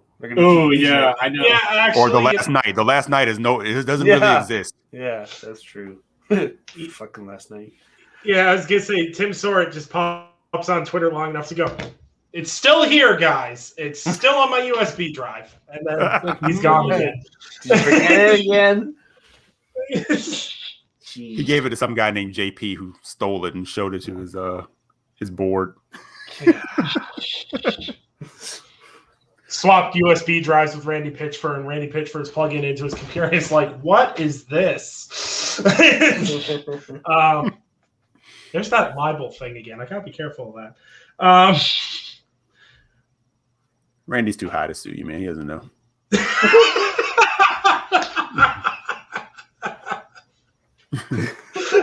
That's some man. No, he's too busy. Hand pressing copies of Godfall for all 12 people that bought it. No, he's driving around to all the Five Belows and buying all the copies. Kill me because I'm one of those 12 people. Oh, sorry, Jared. Oh no, you bought the PC version? Yes, I did. You absolute mad lad. Absolute yeah. Man. It's on discount at least. Okay, all right. That's heavy discount. That's a little more okay. It's still coming to Xbox, isn't it? Yeah, supposedly soon because it was like a 6-month timed exclusive. So right. I imagine that'll be announced probably next month, probably in April or May. I can see it. I can't wait to ignore it on that platform too. You know what? That wouldn't have anything to do with how you feel about Randy, though, would it? No, actually, it doesn't. It looks boring and generic. If I wanted to play something that was like that game, I'd go play Warframe because it does it better in every way. It's the same thing. I don't care if a game comes to my main platform. If I don't like the game, I don't care. It's like Octopath Traveler. I looked at it and went, no, and I kept moving with my life. Yeah, it's kind of funny how that whole thing works. Yeah, I can't pretend to care. For the people that do love them, though, it's really awesome because No, it's just hilarious. People are like, that game is straight up trash. It's coming to your platform. What? Like, oh, that game's amazing. And it goes both ways. No, Yakuza, if you play Octopath Traveler before you play Yakuza Like a Dragon, you're a communist, and I can't. That's all there is to it. What? Nothing. What? 2020 quote of the year. So Xbox Live doesn't exist anymore. Shocking. I know. Yes, it does. Stop this. Stop. I've been seeing this repeated so many times. It's getting under my skin. This is a nothing burger. This is not a story. Right. I've had to put up with so many Galaxy Brain takes. It's like it's a mild rebranding. I don't know. Yeah, I know, Sam. I was the same way. I was like, y'all realize that everyone used to be like, we are going live. It was like a whole 2000s era trend thing of using that as a term. Like, we can kill it. It's fine. It is interesting, though, because I think part of the reason they nerfed Xbox Live to Xbox Network, it's not a Galaxy Brain take, is I think they want people to remember Xbox for Game Pass and not Xbox Live necessarily now. They want that to be the primary brand focus. That's not a Galaxy Brain take. That just makes sense to me. If you want your company to be known for one thing, the $60 paywall to play online is not the one you want to be remembered for You want people to focus on the one that gives you all the games and all the good stuff. It is worth noting, the only reason this is in our discussion topics list is that insider rings are now experiencing some of the new stuff that's going to be coming as Xbox network features, such as free-to-play games actually being free-to-play and free Xbox Party Chat accessibility, which I got to give them credit for this. This is awesome, honestly, because, paywalling Party Chat was the only reason I paid for Xbox Live Gold, because I couldn't play games at my parents' house because we had essentially dial-up in 2010. But I had enough of an internet connection that I could hop in parties with my friends and talk to them while they played games. And I could play Halo by myself and pretend I was playing with them. And it was great. And it's great to see that not paywalled anymore. And it's great to see free-to-play games actually being free-to-play. So all there really is to it. Not really anything. Anyone going to go play Fortnite now that you don't need gold to play it? Ugh. I mean, I bought Chun-Li in it, so. There's just something so wrong with watching Ryu do the Dougie or whatever. I hear you. Like, I don't disagree. This is so I don't disrespectful. disagree, but I still bought the pack. So the one I'm not don't know. watching this. I'm just Yeah, I also bought Kratos and Master Chief. So it's just. I don't know. I was like, I can't not have watching those two shake their ass for cash. I'm like, come on. There's no respect anymore. He's like, boy, teach me how to Dougie. You know where I was done? Where Carlton from Fresh Prince was accused of doing the Fortnite dance. I'm like, I'm done. Yeah. He stole the Fortnite dance. I'm like, you bastards. You invented the damn. I don't disagree. I walked in and shot Carlton and dead. Like, damn young kids in your Fortnite. Look, I would just throw it out there. The day that I saw, Kratos Gangnam styling, I was like, you know what? Uninstall. I just and everyone's like, well, it's not that bad. And I'm like, okay, no, this is the level of Nathan Drake in Uncharted 4 with the dabbing. Like, it's just as bad. It's just as bad as you said. Like, pulp culture is terrible. And that's all there is to it. I can't blame Sam for buying, Fortnite skins for the characters he loves. I can't blame him for that. Because you know what? I watch Luke from Xbox Expansion Pass do the same damn thing. And Luke, I'm publicly shaming you for this. That's good. We like you, Luke, but yeah, man. No. No, there's no room for My hard drive is small enough. Tim Sweeney gets no space on it. But speaking of things Tim Sweeney doesn't have space for, I don't know how that was going to tie in with that topic. So apparently there was rumors. Well, to correlate this, because we missed last week. So big news broke that Discord was looking for a buyer, and Discord was looking to sell for upwards of like $10 billion is what they were going to sell for. And instantly I was shocked at how many people in my feed did not realize how big the user base for Discord was, because people were like, how is Discord worth that much money? Y'all, Discord is massive. So that came out. People were like, oh, okay, so they're looking for a buyer. And immediately people were like, oh, Google's going to buy them and then ruin them. And, similar things to that. And then a report broke out. I can't remember who broke the initial report. I think it might have been Tom Warren. I don't know. Bloomberg. It was Bloomberg? It was Bloomberg? Okay. Bloomberg broke a report that Microsoft was in talks to acquire, was one of the people looking to acquire Discord for the supposed $10 billion. And now, earlier this week, we've learned that Microsoft, and Sam will correct me if I'm using these terms wrong, is in exclusive talks currently to purchase Discord. You're correct. That part comes from the Wall Street Journal. Because the Bloomberg story was that Microsoft was in talks, but that Discord was still likely to just go public, and maybe Microsoft would buy a stake. Wall Street Journal, their report came out a short bit after that, and it was like, no, they're the ones they like are having exclusive talks right now, and they said it could go through in late April or early May or whatever. So I obviously have my own conspiracy big head theories about this. Oh, excuse me, but I want to hear you guys first. Anyone have any lukewarm takes, hot takes, Galaxy Brain takes? Discord, Microsoft, makes sense? Doesn't make sense? It makes sense. I'm not a big Discord user because I just kind of look at Discord as like, it's just one more thing I have to keep up with, right? Yeah. So I don't spend time in there really unless I'm doing a podcast with someone or something like that.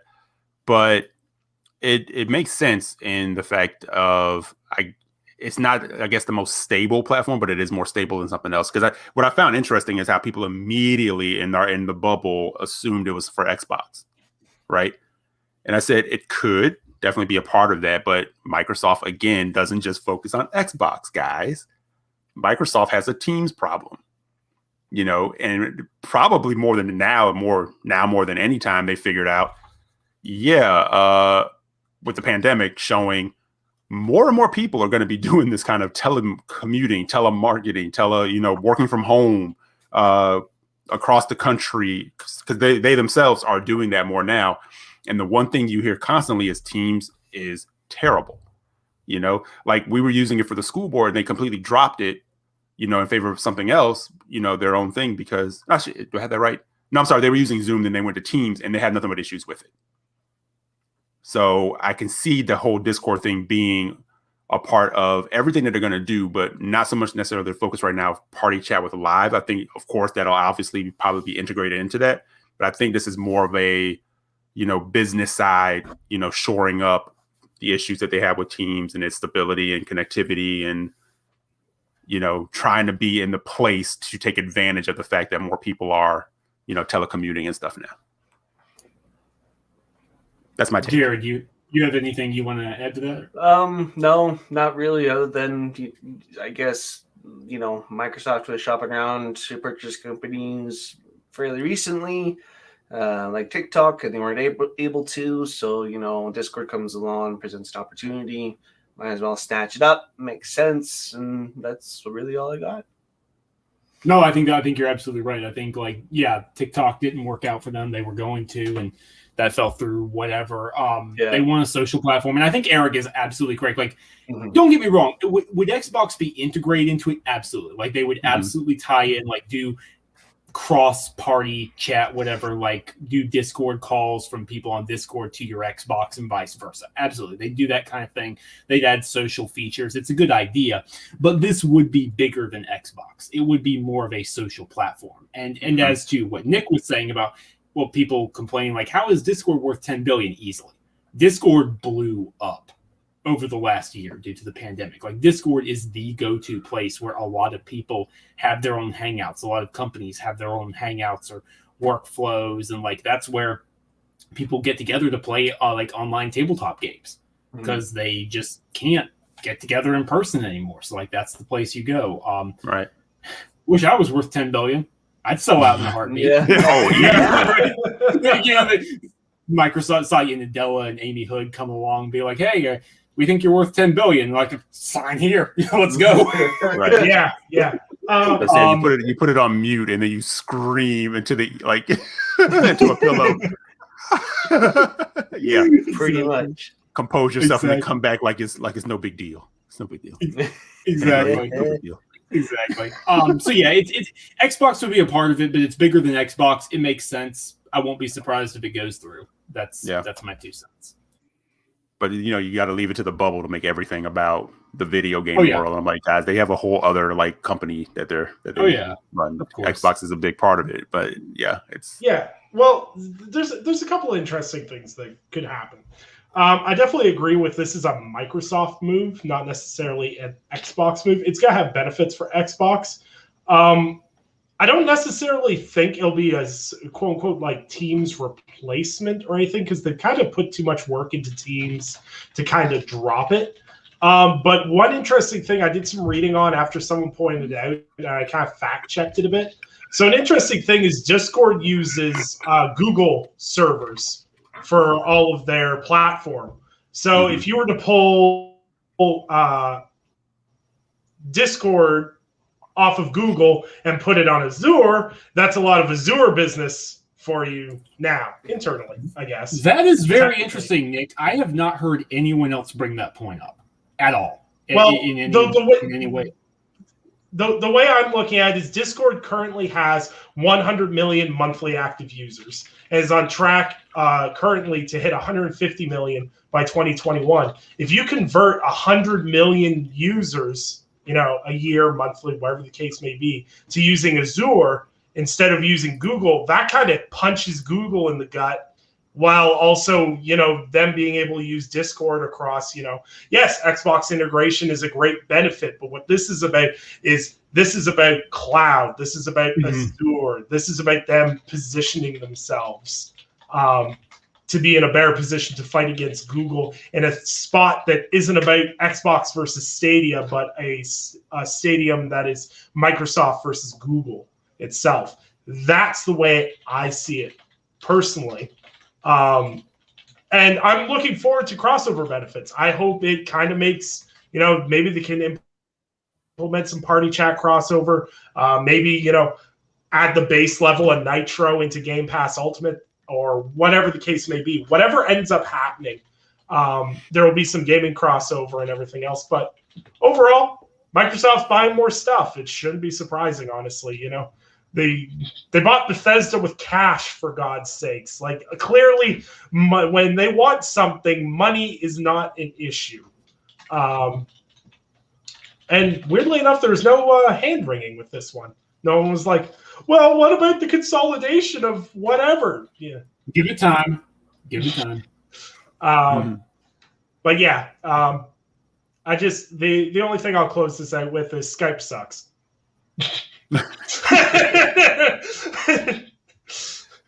Skype had like a 5-year head start, or well, it was more than 5 years, a way big head start on Discord, and Discord's running in circles around them there. But also another thing we have to worry about is if Microsoft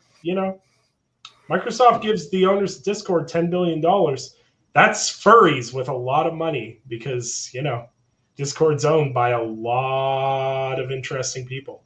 So the world's going to be an interesting place going forward. That's a joke. Tonally, I have to say that at the end. I think that's what my legal counsel said anyway. But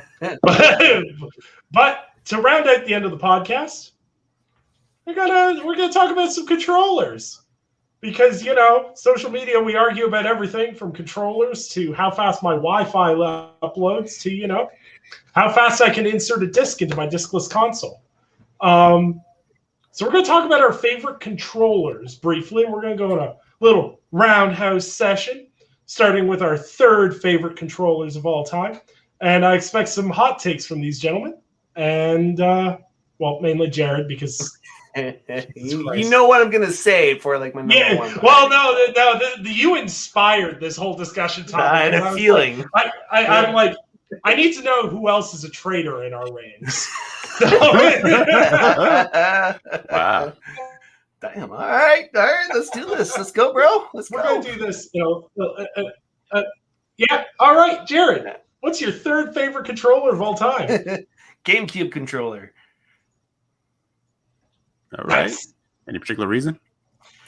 It's honestly one of the comfiest controllers I've ever held, and not just that, all the buttons were nicely spaced, and yeah, it was just nice, neat, and compact, and it felt nice to hold in the hands. Kind of like the Xbox One controller, but not on the same quality as the Xbox One.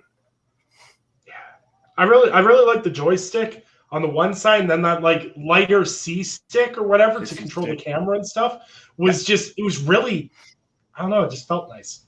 Yeah, that's good stuff. Sam, third favorite controller of all time? Yeah, my third favorite controller of all time is going to be the Xbox 360 controller.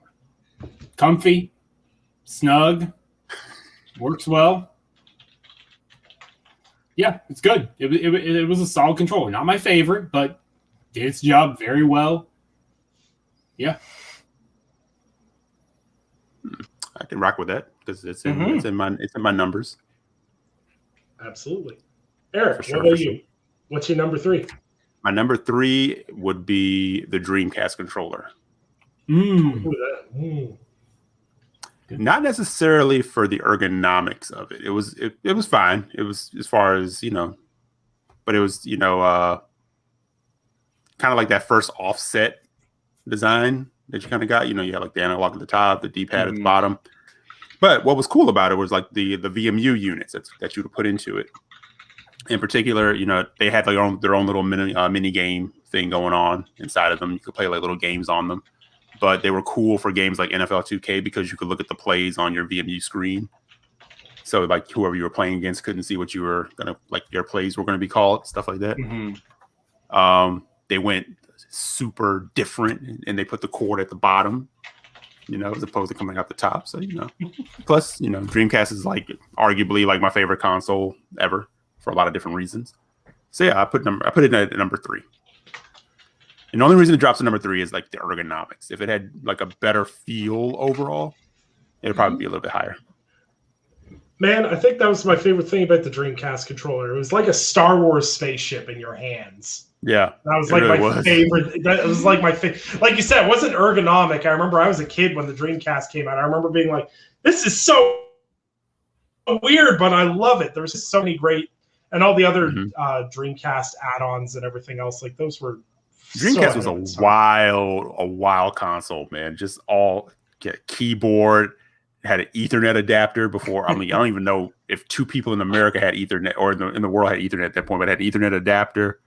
It was just like they had one of the best fight sticks and it was all like first party stuff that went with it.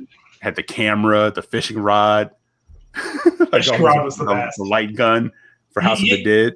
You know what? The Dreamcast was the Hideo Kojima of video game consoles, way ahead of its time and convoluted and weird in a lot of ways, but I will never not think about that console. Absolutely. I don't even know what I was thinking about, man. I should have had the visual aids here because I have all that stuff here. Could have had a little show and tell. So my number 3 favorite controller of all time is the Duke for the original Xbox, because that was the first controller that I ever held as a gangly, oversized, I think I was 9 years old when I first played the original Xbox. And that controller felt so comfortable in my hands. And there was so much about it that was so weird for the time. It was like such a big, awkward, and I just have so many fond memories of playing games with my friends and laughing at them because like my one friend had such small hands, he had to like full bore like flip his hand up to do this and then like switch it around to like use the triggers. And I'm like, haha, you've got baby hands, and I'm like sitting there using it normally. Like I just have so many good memories with that controller. And then they came out with the Superior Controller S. No. It lost all the charm. As soon as you put the S controller in, nope. Lost the magic. Like, I unironically, I beat all of Cuphead with my Hyperkin Duke controller. Because the game with the controller, it just felt fundamentally so good. So good. But, yeah, a little bit of a weird one. Now for our number 2 picks. Jared. What's your number 2 pick, buddy? It's okay. It's not that wild. This was a little bit reasonable. It's the Xbox One Elite wireless controller. Mm-hmm. One where it came with the back paddles and whatnot, the big fancy heavy one. As soon as that sat in my hands, I couldn't go back. I can't go back to a regular controller. It just doesn't feel the same. This doesn't feel right. That Elite controller just feels so good. It plays so nice, and those trigger paddles are great with the trigger stops, and that one. It's good. Right on, man. He's longing for the for the Elite controller right now. Man, I've gone through 4 different controllers, all with the rubber grips coming off, and I haven't bothered to get one since, just because of that. But that is like the only, excuse me, the only downfall of such an Elite, like put together controller. Yeah. Like, they disintegrate on you. Yeah, like, I didn't even trust the version 2s. I'm waiting on the version 3s at this rate, or version 4s. I thought they were going to fix a lot of that with the version 2, but it seems like it's still like something of an issue, right? Yeah. Yeah, it's too bad. I mean, not the grips. I haven't had any issues with mine. Good. I'm not going to say anything about mine because I know the moment I say something, it's going to spontaneously combust on my desk. But yeah, it's good. It's good. It's good stuff. Sam, what about you? Number 2. My number 2, a little recent, but I feel comfortable calling it the DualSense. DualSense is good. The DualSense is really good. Just playing Astro's Playroom, just going through Astro's Playroom for the first time was like, and having my brothers there with me and like passing the controller back and forth. That was an experience. That was incredible. And like, I know no other game is ever going to take advantage of it like Astro's Playroom did. I get that. I understand that like it was engineered specifically for it. But like even in other games, feeling the soft, the footsteps as Miles is running around, or the heavy clanking of armor and elevators and thwumps of maces and all that. That's a noise, right? Thwump. Yep. In Demon Souls or whatever. Like, just the DualSense is fantastic. It's easily PlayStation's best controller ever. The only issue I have with it is the symmetrical sticks, because it makes my hand cramp after a long time. Like, my hand was cramping hard when I platinum Demon Souls and Miles Morales in like the same week. So like that issue aside, it's a fantastic controller. I'm very happy about the triggers and the haptic feedback, and I hope others like take a lesson, like learn from them in what they did there, for sure. Absolutely. And you're absolutely right. The cardinal sin of that controller is the side-by-side sticks.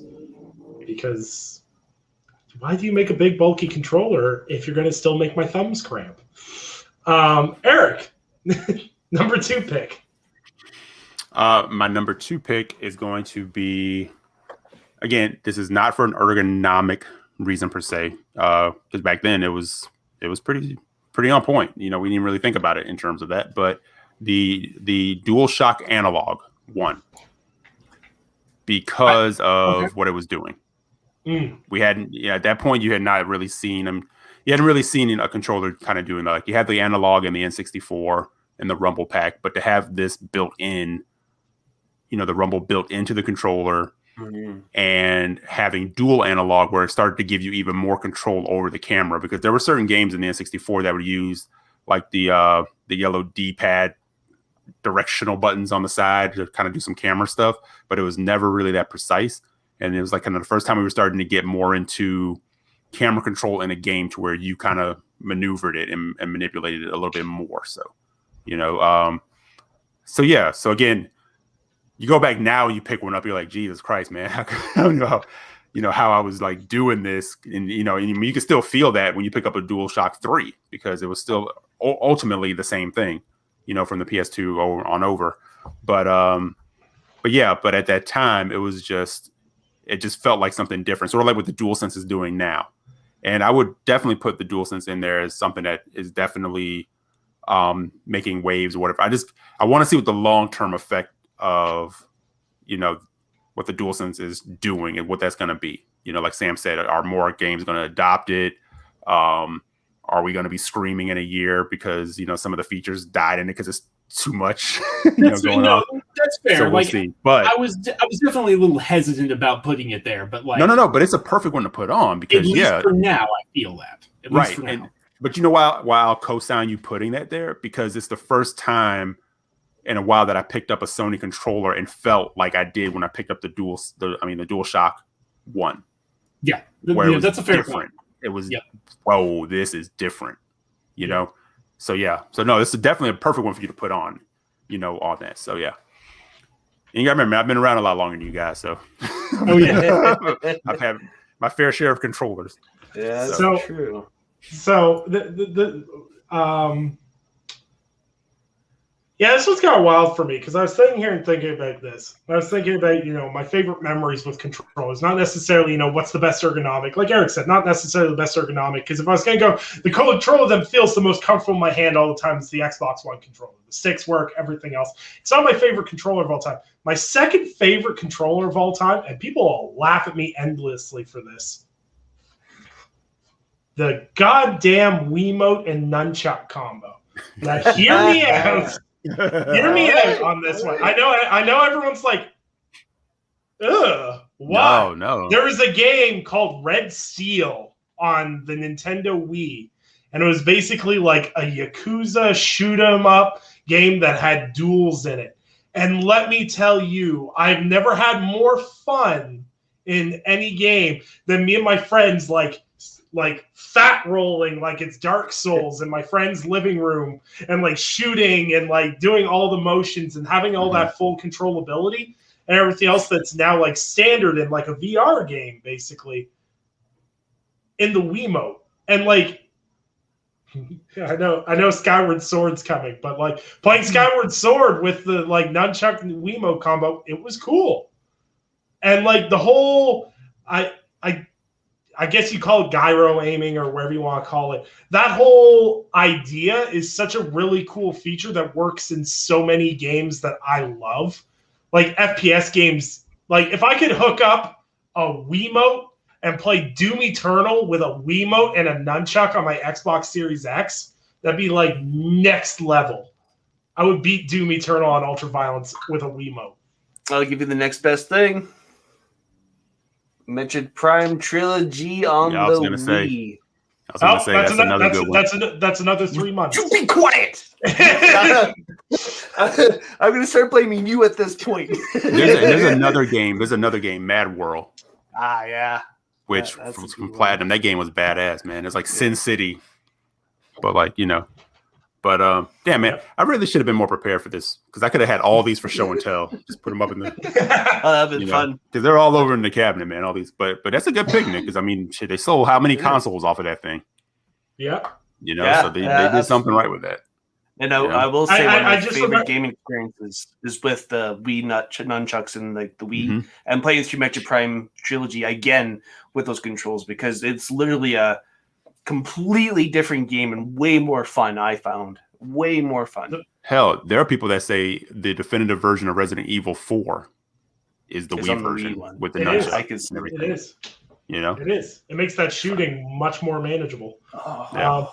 And also, I think my favorite thing about the Wii nunchuck was all the peripherals had to fit in with it. I remember I bought Guitar Hero World Tour for the Wii, and you literally had to like slam the Wii nunchuck into the drum set and plug it in. And same thing with the guitar, like you had to plug the physical nunchuck into the guitar, and it had like a little case inside the guitar. It was it was great.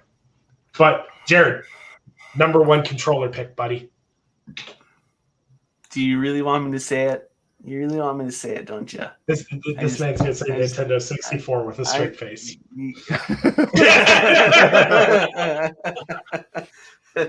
I was going to pick that.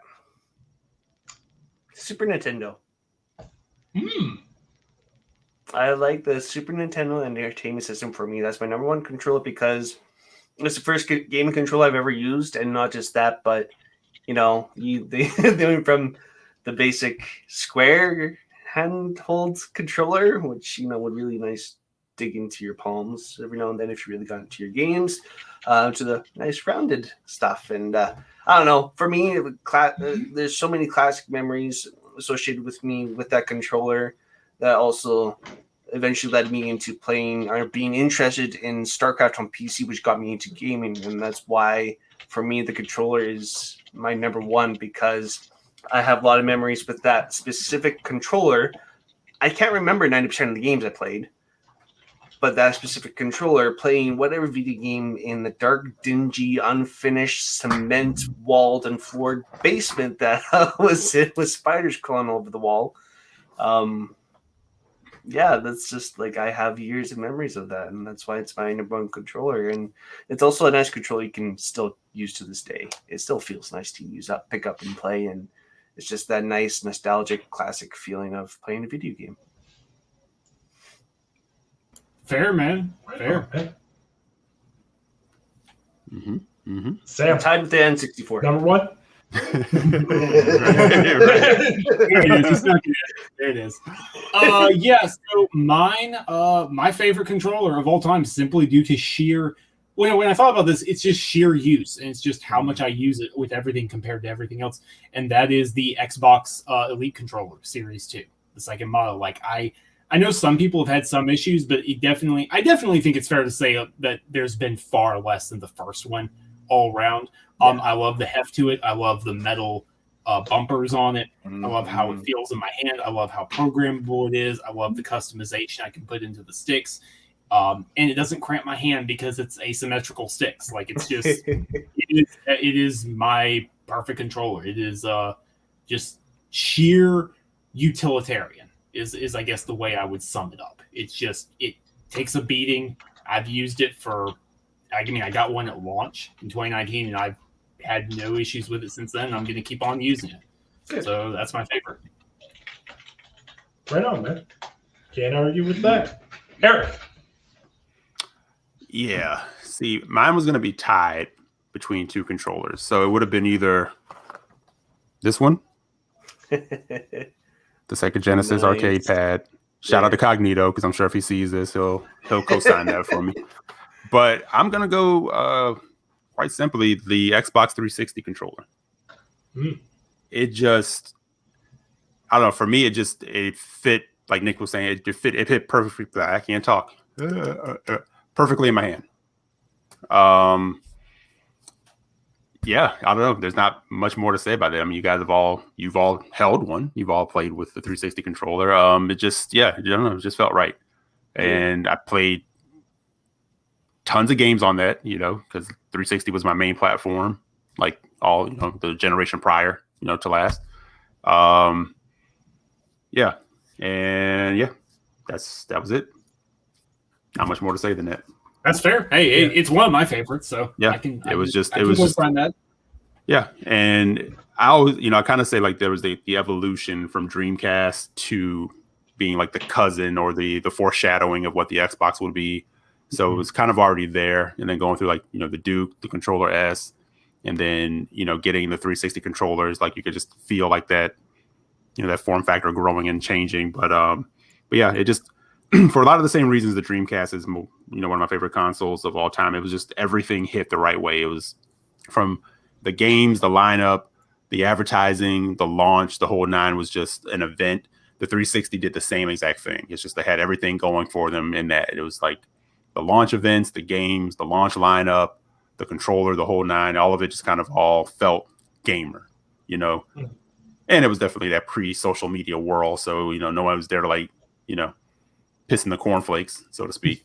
It was just gamer excitement, midnight launches and things like that. So there's also fond memory around that too. But 360 was definitely one of my favorite controllers. Right on. Now, this one's going to come as a shock. I was actually going to put mouse and keyboard as mine, but that's a peripheral, not controller. Because mouse and keyboard is the optimal way to play a game. Sorry, not sorry. But my favorite controller, as it sits right now, of all time, is the DualSense. Oh, I always forget my camera's over here. And the reason for this is I've loved PlayStation games for as long as I can remember. PlayStation 1, PlayStation 2, PlayStation 3. Loved the games, and including PlayStation 4, obviously, that goes without saying. But I've always had a fight with their controllers. They always felt too small, awkward. I've got stupid, big, dumb hands. And I could never play most PlayStation games for more than an hour because of hand cramping and, wrist aches and everything else. I've got some other issues because of that. But regardless, it always made playing the games very difficult, and it made tackling games a lot harder because, have to play in 1 to 2 hour increments. You put it down, have to wait a couple hours. Make beating games on PlayStation platform more of a challenge for me. But with the DualSense, aside from the thumbstick placement, it is the best PlayStation controller. I played through Spider-Man Miles Morales and had a blast using the controller. And the controller itself, and whether they support the features long-term and everything else, not since the Dreamcast did I sit there and go, the controller is a key part of this console's experience.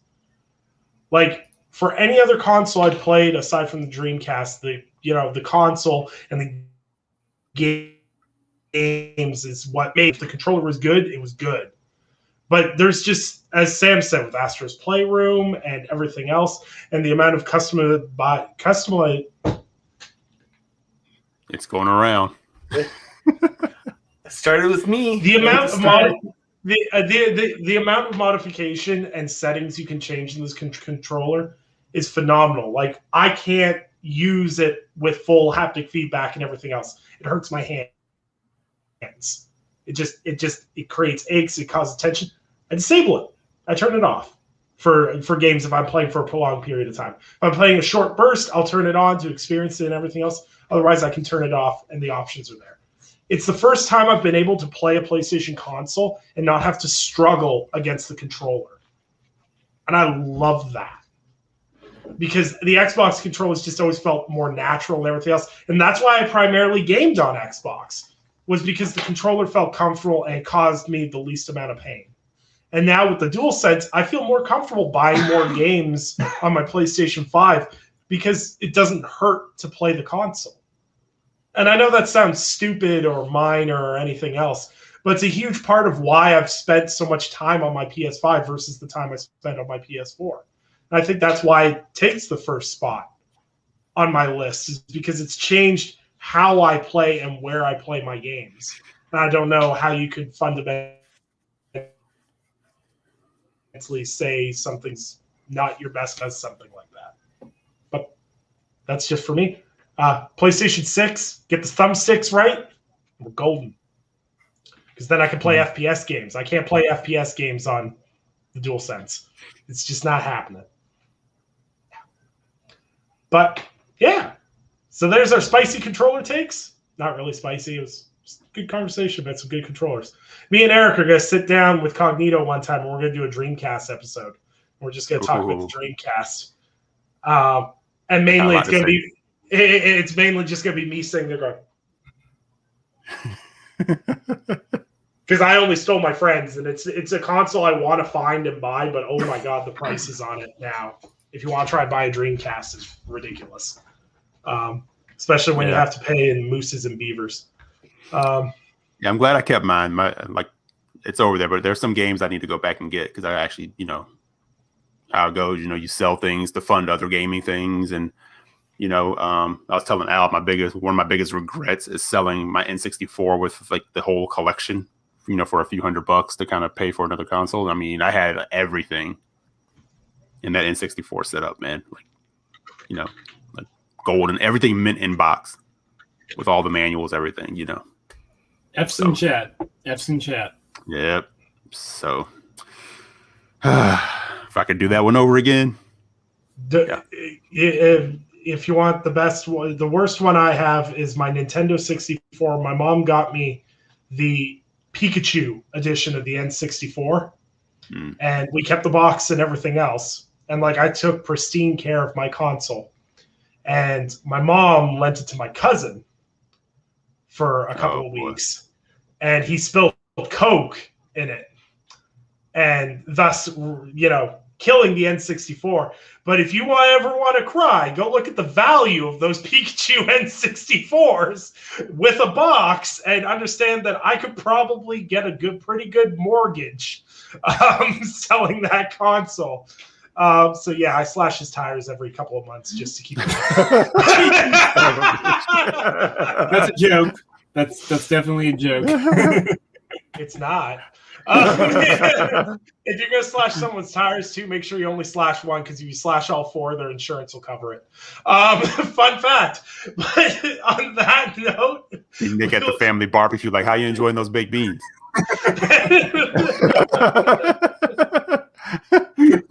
Here they go well with Coke.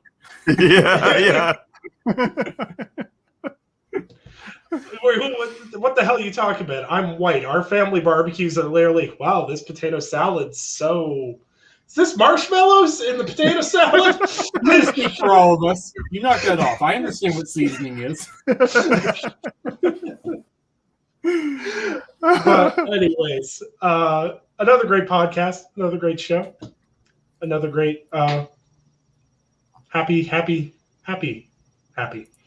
Brain function stopped. We'll get to outros now. Jared, where can people find your amazing stuff, my friend? Well, you can find me on Twitter at PickedOffWriter, and you can find all my fun writing stuff over on Windows Central, Android Central, and iMore.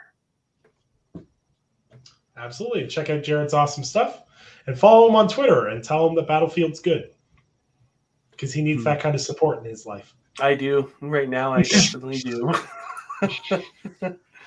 Sam, where can people find you? Yeah, you can find me on Twitter at Samuel Tolbert. That's Tolbert. Some people put the A. It's no A.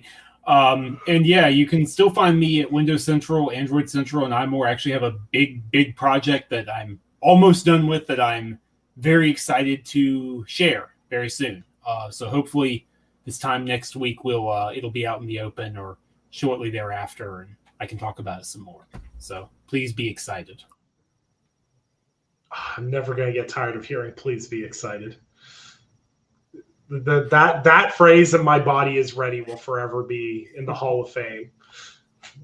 That and console launch exclusive. Oh God. Eric.